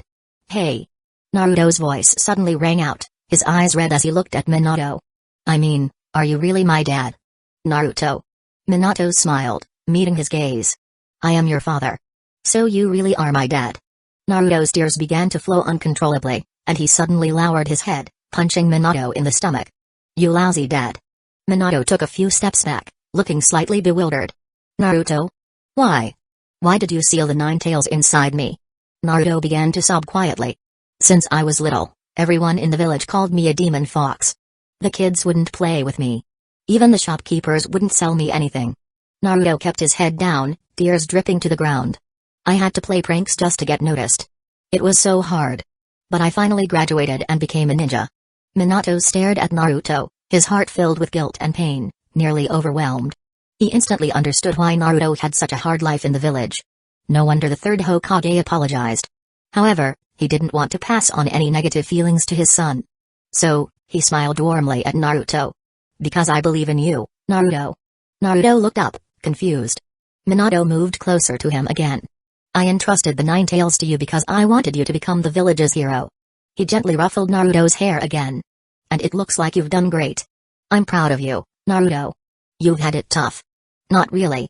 Naruto smiled sheepishly, scratching the back of his head. It was hard, but now I have many friends who acknowledge me. Then Minato began talking with Naruto, trying to learn about his experiences in detail. Naruto excitedly shared his stories with his father, speaking non-stop. Although he sometimes exaggerated his achievements, Minato listened attentively and with great interest. The two of them were so engrossed in their happy conversation that they almost forgot about Jiraiya and Shima. Jiraiya glanced at them contentedly and silently walked away with Shima. Little Jiraiya. Shima said gravely. You should ask Minato about Kaito Uchiha when he has time. I will. Jiraiya replied. But I trust Minato. If he accepted the deal, it shouldn't be a problem. Shima nodded. I believe in Minato too. But you must be cautious. Onmyoji are different from ninjas, they have many strange methods. I understand. Jiraiya glanced back at Minato and Naruto in the distance. Now, let's let Minato spend time with Naruto. Minato and Naruto talked until nightfall. Dad, are you really not leaving? Naruto asked expectantly. Minato nodded. I'm not leaving. From tomorrow on, how about I teach you ninjutsu personally? Really? Of course. Awesome. I'm hungry. Naruto rubbed his growling belly. I really want to eat ramen. All they have here are bugs. You like ramen too? Minato smiled. Yes. I love Akiraku ramen, but I haven't had it in a long time. Naruto's mouth watered as he spoke. Your mother loved it too. Let's go get some now. Minato placed his hand on Naruto's shoulder. Really? Mom liked it too? Naruto's eyes sparkled. Yes, let's go. As soon as Minato finished speaking, Naruto saw the scene change in a flash. Chapter 103, Where's this? Naruto looked around and immediately cheered. In a flash, we're back in Hidden Leaf Village. Dad, you're amazing. Let's go, time to get some Akiraku ramen. Minato stepped onto the familiar yet slightly changed street. Ramen, ramen. Naruto charged ahead towards their destination. Naruto? Why are you back? Kakashi looked surprised as Naruto came running by. Kakashi-sensei. Naruto called out excitedly. Just then, Kakashi spotted the figure behind Naruto, and his shock intensified. Teacher? It's Kakashi. You've grown up. Minato walked over, patting Kakashi's stiff shoulder. I'm taking Naruto to get some ramen. Come join us. Minato patted Kakashi's shoulder again and followed Naruto. Yes. It took a few seconds for Kakashi to gather himself and turn to watch Minato walk away. The Hokage robe with flame patterns had 4th Hokage clearly written on it. He was stunned for a moment, then mechanically started following them. It was the time when most of the Hidden Leaf Village ninjas were heading home for dinner. Minato Namikaze, with a smile, walked through Hidden Leaf Village's streets. People who recognized him were all stunned. How is this possible? Lord Hokage. Lord 4th. Lord Minato. Shiranui Gemma, who had once been part of the 4th Hokage's guard, was so shocked he stumbled off a rooftop. He quickly regained his balance midair and landed in front of Minato, looking at him excitedly. 4th Hokage-sama? It's Genma. Come, join us for some ramen. Minato naturally patted his shoulder and walked ahead. Hey! What's going on, Kakashi? Genma signaled to Kakashi, who was a few steps behind. I don't know either. Kakashi looked equally bewildered. This is huge. Genma said, troubled. I'll go notify the 5th Hokage. You stick with the 4th. Huh? Kakashi still seemed out of it. Oh, alright. Keep your spirits up. Genma lightly punched Kakashi's shoulder. We don't know the situation yet, but let's hope it's not something bad. Alright, I'm off. He then used the teleportation jutsu and disappeared. Kakashi finally calmed down and caught up to Minato. As Minato and Naruto enjoyed their ramen at Akiraku, the news of the supposed resurrection of the 4th Hokage had already spread among most of Hidden Leaf Village as ninjas. Inside Akiraku ramen, Naruto was the only one happily slurping his noodles. Being dead, Minato couldn't eat, and Kakashi had no appetite. Minato-sensei, what's going on? Don't worry, Kakashi. Minato reassured with a smile. I am indeed dead. Kakashi's eyes widened. Then? It's like this. Minato whispered. I made a deal with Kaido. He quietly explained the details of the deal and looked at Naruto, who was eating heartily. I agreed to the deal because I wanted to see Naruto grow up. Kaido again. Kakashi sighed, relaxing a bit. That guy has his own unresolved issues. He then quietly told Minato about Kaido's recent actions. I see. Kaido has been up to some big things. Minato nodded. So, Kakashi, you've had your chakra sealed? Why didn't you go to Hidden Grass Village? I figured he wouldn't show up, so I didn't bother going. Kaido doesn't seem like the type to attend such meetings. Minato agreed. Kakashi suddenly laughed, relaxing. It's a good chance to rest, even without chakra. He pulled out a copy of Make Out Paradise from his tool pouch. With Minato-sensei back, maybe it's time to retire. Minato looked at the lazy young man in front of him, speechless for a moment. What happened? Time is cruel. How did my once promising student turn into this slacker? Make Out Paradise. This is all Jiraiya-sensei's fault. I'll definitely keep an eye on Naruto from now on. Dad. I'm done. Naruto put down his chopsticks, pulled out his frog wallet, and placed money on the counter before hopping off his stool. Minato quickly stood up. Alright, let's go see where you live. Sure. Naruto nodded excitedly, grabbing Minato's hand and pulling him outside. Kakashi-sensei eats too slowly. Let's go, Dad. Minato let Naruto pull him a few steps, then turned back. Alright, we're off, Kakashi. Oh, please inform Lady Tsunade that I'm back just for Naruto and won't be involved in village affairs. Got it. Kakashi nodded. Minato-sensei, take that dirty kid for a bath. Humphrey. Goodbye, Kakashi-sensei. Naruto said goodbye with a smug look, pulling Minato out of the shop. Kakashi watched and suddenly laughed. Naruto, having a parent around, was livelier. As Kakashi finished his ramen and prepared to leave, Tsunade walked in alone. Kakashi, why are you alone? Lady Tsunade, Minato-sensei went to Naruto's apartment. Kakashi stood up. Is that so? Do you know what's going on? Tsunade sat down and loudly called. Tuki, 1 chashu ramen. Got it, 1 chashu ramen. Kakashi sat back down and quietly explained Minato's situation. This is good for Naruto. Tsunade's expression was complex, remembering her deceased brother and lover. Yes, Lady Tsunade, don't worry. Minato-sensei's condition won't harm Hidden Leaf Village. Kakashi stood up again. I'll take my leave now. Go ahead. Tsunade waved him off. Your chashu ramen, Lady Hokage. Tuki served the ramen. Tsunade broke her chopsticks and started eating, but her mind was uneasy. With Kaito's increasing actions, his impact on the ninja world was growing. Who knew what monumental thing he would do next? And now, with Minato's sudden return, Hidden Leaf Village wouldn't be peaceful either. These were matters she had to consider as Hokage. She felt Kaito had unknown motives. Good or bad, it would ultimately affect the entire ninja world. Chapter 104, Land of Whirlpools. After Obito and the others left, Kaito returned to the sky. After having a seafood barbecue with Gyur, he woke up Izuna and Chiri, and the group began chatting around the campfire. Izuna-senpai. Kaito poked the burning wood with a stick and asked curiously. How did you handle those 2 Akatsuki members? Why? Do you want to examine their bodies? Izuna shrugged. You didn't mention it beforehand, but unfortunately, both of them have been turned to ashes by my fire style. Good job. Kaito said. Though, I've been curious about their abilities for some time. Chiri added. Those 2 had some strange abilities. If we hadn't known about them in advance, they would have been quite troublesome. Izuna nodded. We almost let that 5-hearted monster escape this time. I have a feeling that person was already prepared to retreat. Chiri said. Kaito then asked. What about that cultist Hidan? Which village did he come from? Hidden Hot Water Village. Chiri answered. Then let's set out tomorrow for the Land of Hot Water to track down the traces of Jashin. Kaito decided. Northern Frost Country Underground Base. Spiral spatial ripples appeared as Obito and Black Zetsu returned to the base. You're back. Welcome back. Several identical-looking white Zetsu approached. Was the mission successful? What about Tobi? The mission failed.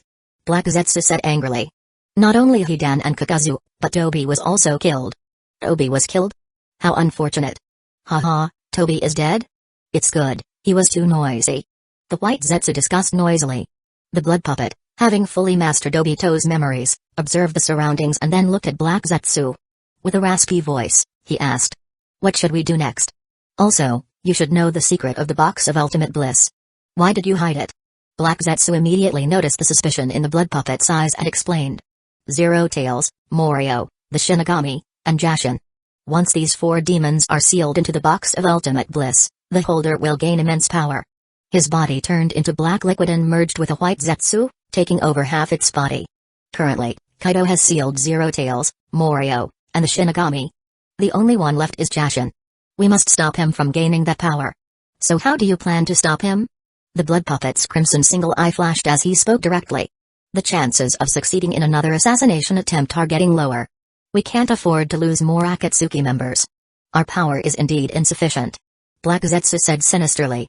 However, the 5 great shinobi villages are waiting for Kaito to go to Hidden Grass Village. We can ignite a fire among them. Oh? What's the plan? Have White Zetsu transform into Kaito and attack the members of the 5 great shinobi villages in Hidden Grass Village. The 5 great shinobi villages might not be able to do much to Kaito. If we slaughter all the ninja from the 5 great nations in Hidden Grass Village, they will be compelled to use all their resources to seek revenge on Kaito.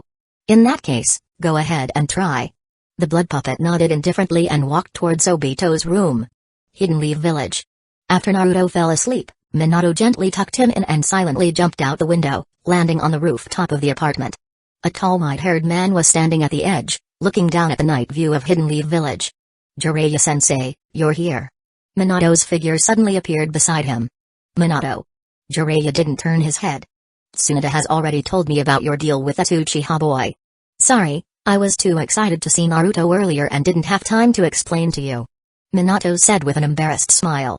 No worries, I understand. Jiraiya said, smiling. Naruto's asleep? Yes. Minato bowed. Thank you, Jiraiya-sensei, for taking care of Naruto. No need to thank me, it's what this great sage should do. Jiraiya waved his hand awkwardly.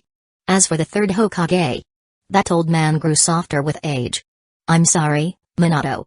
It was my negligence that Naruto suffered growing up. The news about Naruto being the Nine-Tails Jinchuriki must have been spread by Denzo, with the third eventually approving it. Minato's expression turned somber. It was likely to calm the public and give the villagers a clear target for their hatred. Jiraiya said helplessly. I should have looked after Naruto as his godfather. But after your sacrifice, Hidden Leaf Village went through several regional wars. Trusting in the third's promise, I didn't return to the village. By the time I did, everything was set in stone. Jiraiya-sensei. Minato said. There's no need to say more. It's not your fault. The third and Denzo are history. Ultimately, all the pain started with my judgment as a father. It was my mistake as a father. If Kushina knew, she would have beaten me up for sure. So from now on, I'll always be by Naruto's side, fulfilling my duty as a father. Jiraiya comfortingly patted his shoulder and asked seriously. Do you know Kaito's true identity? Minato nodded. The mysterious Onmyoji. I always thought it was just a legend. Jiraiya looked at him worriedly.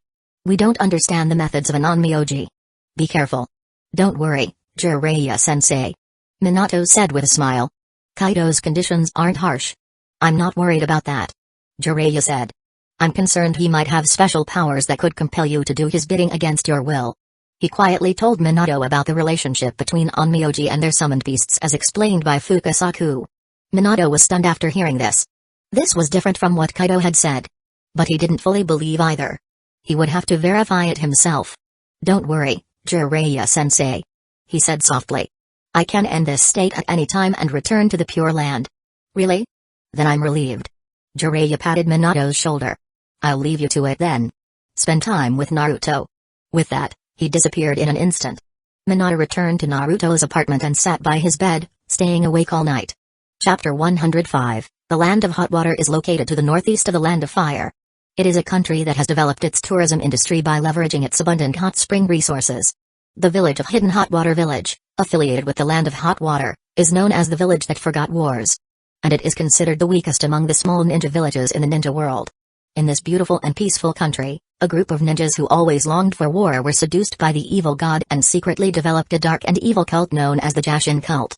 With Siamai's seemingly omniscient intelligence support, Kaito entered the Land of Hot Water and headed straight for the hidden headquarters of the Jashin cult. Gyur spread its wings and hovered in the air while Kaito, Izuna, and Chiri jumped down directly. Who are you?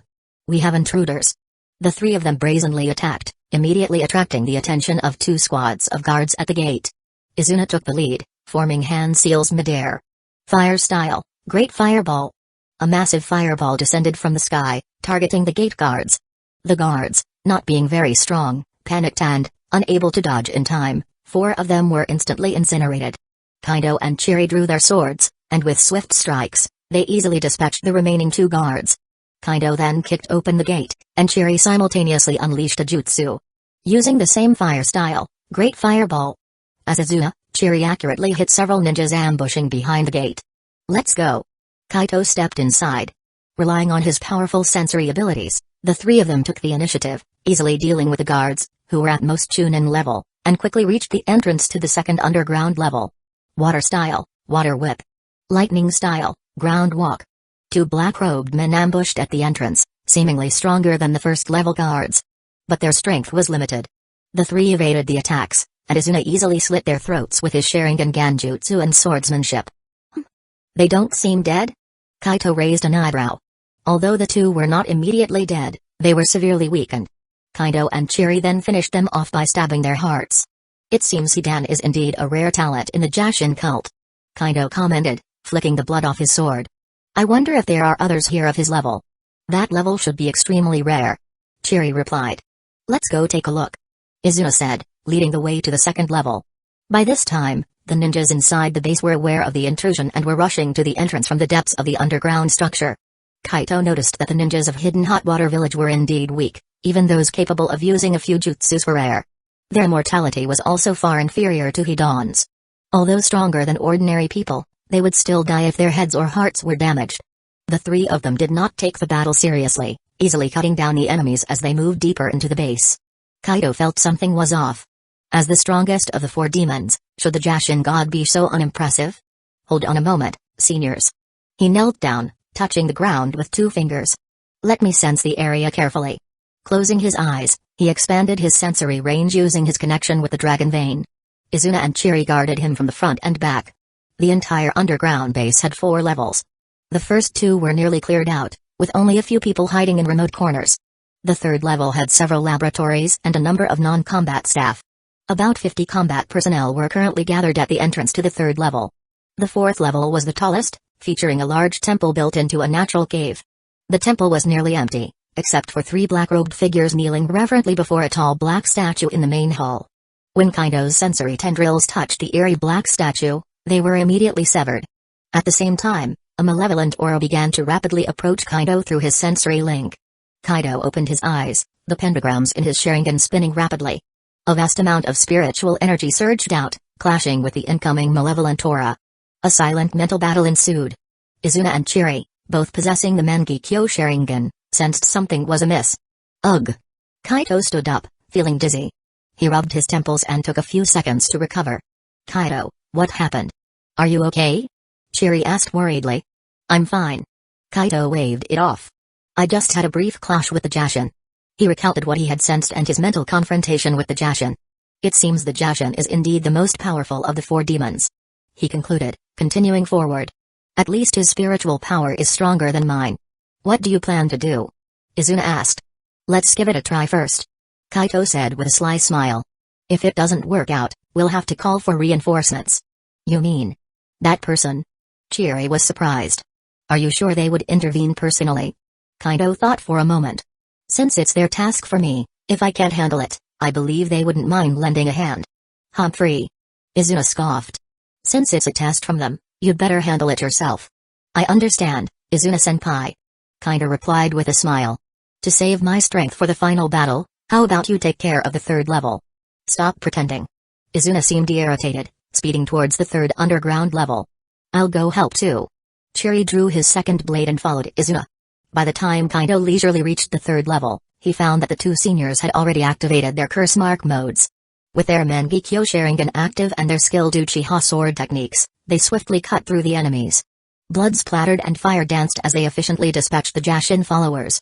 Although the 3rd level's followers had slightly better immortality, they were still far from Hidan's level. At least, these people would die if decapitated. Among the Jashin followers, there were a few with Jonin-level skills, but they failed to mount any significant attack. They could only flee in panic, watching their numbers dwindle with growing fear. Chapter 106, Senior, I'll leave this to you. Kaido didn't stop walking, his figure flashed as he bypassed the battlefield, heading towards the 4th level of the underground base. Without paying attention to the clerical personnel hiding in the laboratories, he purposefully walked through several long corridors and quickly arrived at the entrance to the 4th level. Tap, tap, tap. Kaido walked down the stone steps and stood still, looking up. The entire space of the 4th underground level was very tall, with only 2 torches burning in front of the temple's main hall. In the dim light, the stalactites hanging from the cave ceiling added to the eerie atmosphere. The 3 black-robed figures who had previously been sitting in the hall were now standing calmly at the temple gate. Hidden in the depths of the earth, Ryumyaku, pulse of the planet, source of life, appear now, I beseech thee for protection, hasten as per the law. A golden mist rose from the ground beneath his feet, slowly enveloping Kaido entirely, the gentle golden light gradually illuminating the entire space. He walked forward step by step, leaving faintly glowing footprints behind. Despicable unbeliever, how dare you disturb the great Lord Jashin? The black-robed figure standing on the left at the temple gate scolded. The black-robed figure on the right followed suit. Come, unbeliever, we will offer your pain to the great Lord Jashin. As soon as they finished speaking, each of them wielded 2 short scythes and charged forward swiftly. Kaido moved gracefully, his speed even faster, passing through the gap between them before their attacks could converge. He lightly stomped the ground, and several golden chains burst from the ground behind him, striking towards their backs. In the next moment, the sound of scythes slicing through the air and chains breaking rang out simultaneously, and Kaido looked back in surprise. He saw that the skin exposed from the black robes had turned black, with white bone patterns. More importantly, the blades of their short scythes were burning with black and red flames. Humphrey, surprised, unbeliever. Great, the Lord Jashin foresaw your arrival. The great Lord Jashin has bestowed upon us powerful divine power in advance, we are now invincible. The other person also waved the short scythe in his hand. Offer your pain, despicable unbeliever. Kaido carefully sensed the black and red flames on their scythes. It was a highly corrosive special energy, no wonder it could cut through Ramyaku chains. As soon as they finished speaking, they raised their short scythes again, attacking Kaido in perfect coordination. Facing their assault, Kaido moved his steps, his figure flashing, narrowly avoiding the alternating blades. A small paper figure suddenly flew out of his sleeve, enlarging behind one of the black-robed figures. Fire Style, Heavenly Prison. The former lord of Ghost Lantern City, Mua, suddenly appeared, slapping the black-robed figure's back. Several bright red shackles glowed briefly before quickly fading, and the black-robed figure went limp, his chakra sealed. Mua took the opportunity to deliver a heavy kick, sending the black-robed figure flying, bones cracking, and he fell heavily to the side. What? The other black-robed figure, seeing this, retreated hurriedly in fear. Lord Kaido. Still with long hair and in uniform, Mua slightly bowed to Kaido. Kaido smiled and nodded at him. It's up to you now, Mua. Yes, Lord Kaido. Fiery red patterns appeared on Mua's face, his aura surging. His hands suddenly formed quick seals. Sage Art, Fire Style, Ghost Lantern. Countless head-sized fire lanterns lit up in the air, quickly arranging themselves into rows, isolating Kaido from the black-robed figure. Kaido looked up at the black-robed figure still standing at the temple gate, tapped the ground with his toes, and sped towards him. You're all useless. The black-robed figure's sinister voice echoed in the underground space. Wasting the great Lord Jashin's gift. He raised a long-handled scythe from his back, held it with both hands, and jumped high, the huge blade slashing down towards Kaido. Kaido drew his tanto, the golden light from Ramyaku extending the blade. He threw away the scabbard, holding the blade with both hands, and accelerated. In a flash, their figures crossed each other. Both turned back, a severed leg falling from the air, and the one-legged black-robed figure leaned on the scythe. Though my swordsmanship isn't great, your speed seems lacking. Kaido spread his fingers, gripping the handle again. He.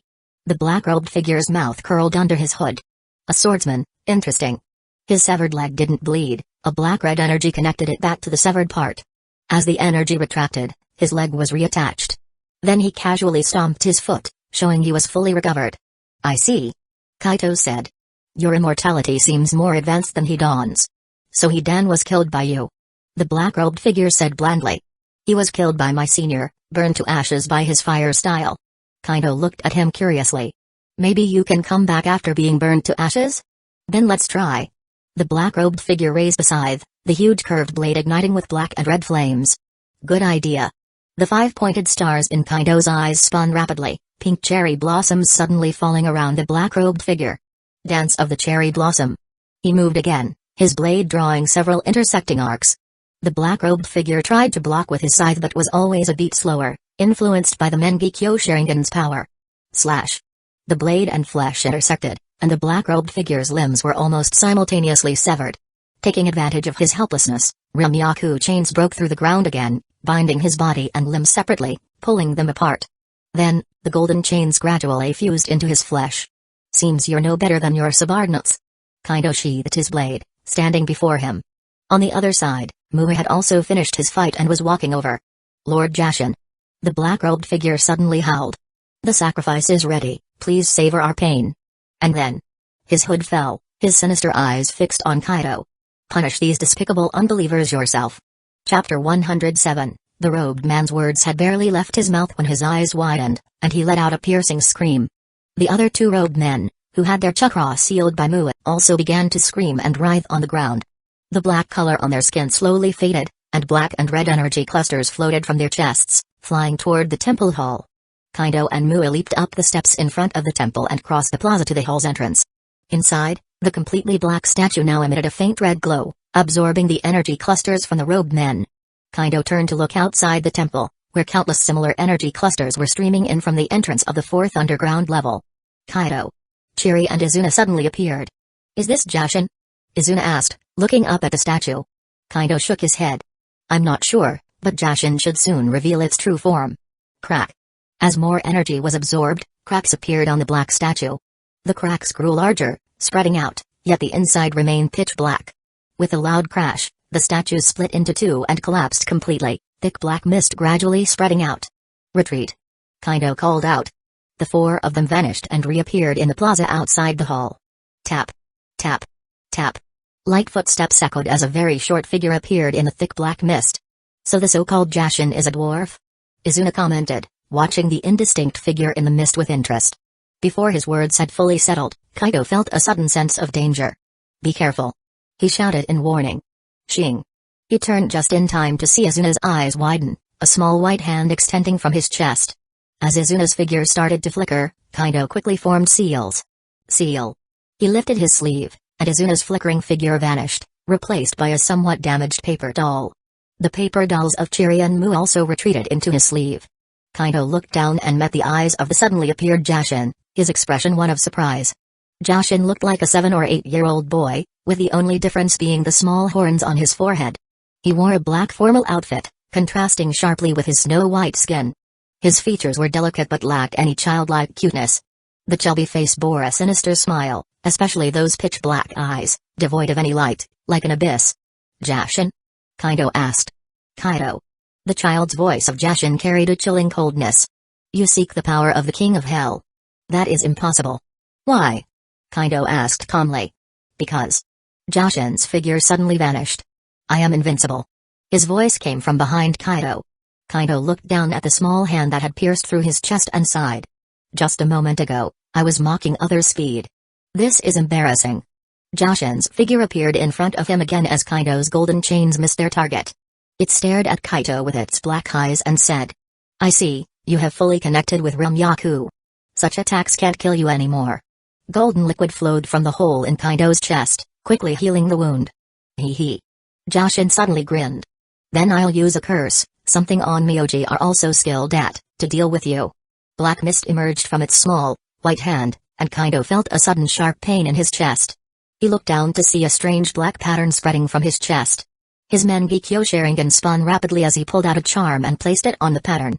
The charm glowed with a blue light, temporarily halting the spread of the black pattern. Hee hee. Jashin disappeared again. Rumyaku Guardian. Bam. A golden shield blocked Jashin's next attack. It reappeared before Kaido.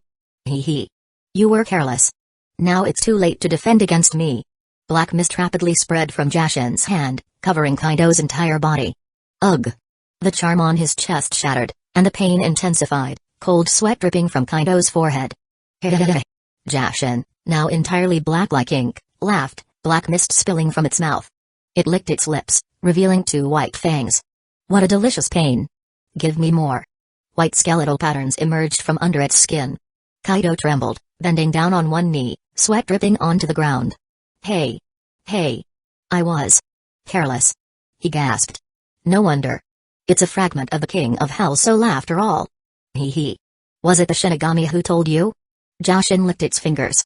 I abandoned the powers of the King of Hell long ago. It approached, smiling at Kaido through the golden barrier. I only want to bring sweet pain to the world. Kaido calmly met its gaze and suddenly placed his hands on the ground. Rumyaku chains. Unlike the earlier summoning of a few chains in battle, this time golden chains erupted from the ground, covering the entire plaza, locking down Jashin from all directions. You are right. He stood up, chains wrapping around him, with one piercing through the black pattern on his chest. What? Jashin resisted the chains with black mist. Onmyoji are indeed skilled with curses. Kaido's face looked much better as the black pattern shrank rapidly. I was worried that without a prepared battlefield, I couldn't trap you. If you had escaped, it would have been hard for me to find you again. Are you saying you did this on purpose? Jashin's voice sharpened. Not really. Kaido looked down as the black pattern shrank, the chain piercing through it turning black. I was indeed careless. But, I'm usually quite lucky. He smiled at Jashin. Even accidents can turn into opportunities, don't you think? Chapter 108. The black mist around Jashin began to boil violently, its voice growing sharper. How is this possible? You broke my curse. Nothing is impossible. The chains embedded in Kaido's chest fell away, and his skin healed completely once again. You only know that I have fully connected with Rumyaku, but you have no idea what that truly means. I see. The achievement of fully connecting with Rumyaku was only accomplished by Abe no Seimai before. Jashin said. That person was already extremely powerful and didn't show any extraordinary feats afterward. Kaido smiled. To me personally, your curse is fatal. But to the power of Rumyaku spread across the entire planet, your curse is just a minor inconvenience. Impossible. The black mist around Jashin started to contract, and the chains surrounding the mist tightened, creaking. Even with a full connection to Ramyaku, it's impossible to harness such immense power. The chains around Kaido fell away, and the golden barrier disappeared. Ordinarily, that's true. He walked towards Jashin, the chains parting to make way for him. He approached, separated from Jashin by layers of chains and mist, and showed a slightly smug smile. But I have protection. From whom? Jashin's voice wavered, and the chains tightened further around it. Kaito smiled and said, "From Lord Imai, whom you mentioned. Ibno Imai is still alive." The black mist around Jashin suddenly swelled, pushing the chains apart. Of course, that person is half-demon. He must have completed the Zanfukun ritual. Its voice turned bitter. Why? He was the spiritual leader of Onmyoji, praised by all for his character. Why did he flee at the critical moment? Where was he when everyone was fighting the invaders? Where was he when the world was enslaved? Where was he when the underworld collapsed? Jashin seemed to go completely mad, hissing continuously, and red sparks emerged from the mist, starting to corrode the nearby Ramyaku chains. Kaido threw out several charms. As they flew through the air, they multiplied, the runes on them glowing blue. The charms slipped through the gaps in the chains and attacked the black mist. Lord Imai discovered the invaders long ago. After holding them off alone for a while, to avoid alerting an even more terrifying force behind the invaders, he chose to merge completely with Ramyaku, quietly guarding the world's lifeline. Kaido formed hand seals. Otherwise, Ramyaku would have been completely drained by the divine tree. Lies. I don't believe it.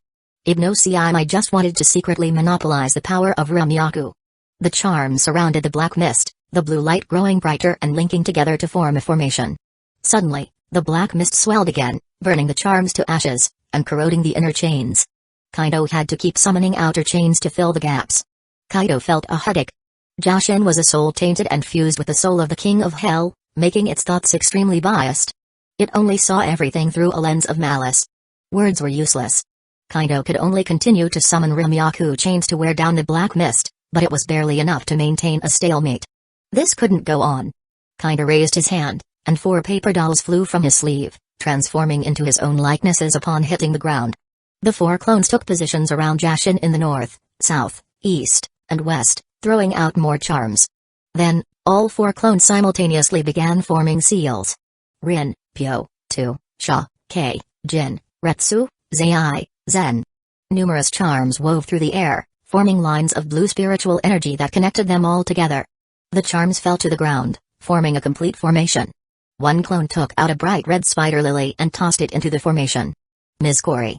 At Kaido's shout, the spirit of a girl in red ceremonial attire emerged from the flower. What is this? Her usually cold expression turned to surprise.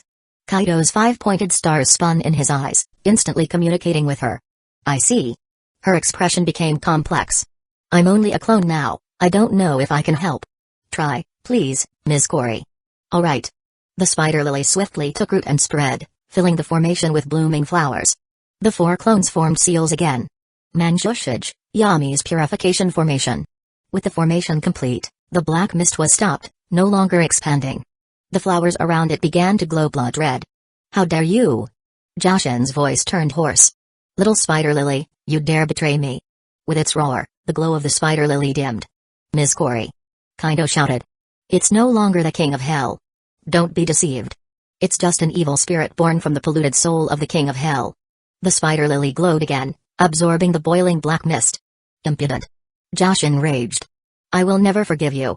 Jashin. You are just a flower of evil born from filth. Kaido shouted. Don't think you can still claim the King of Hell's title. Curse you. Jashin's voice reverted to a child's shrill tone, and it began thrashing within the formation. Kaido controlled the chains to intercept, keeping it trapped within the formation. Days passed without sleep for Kaido. As time went on, the black mist thinned, revealing Jashin's form. Another day passed, and the black material on Jashin's skin faded, leaving it white. It seemed to have given up resistance, sitting in the center of the formation, hugging its knees. Cory's semi-transparent figure emerged from the flowers, looking at Jashin with a complicated expression. He does look a lot like the King of Hell. Oh? The King of Hell was also a child? Kaido's voice was weak. No. Cory said. But if he were to become a child, he would look like this. After all, it was born from the soul of the King of Hell.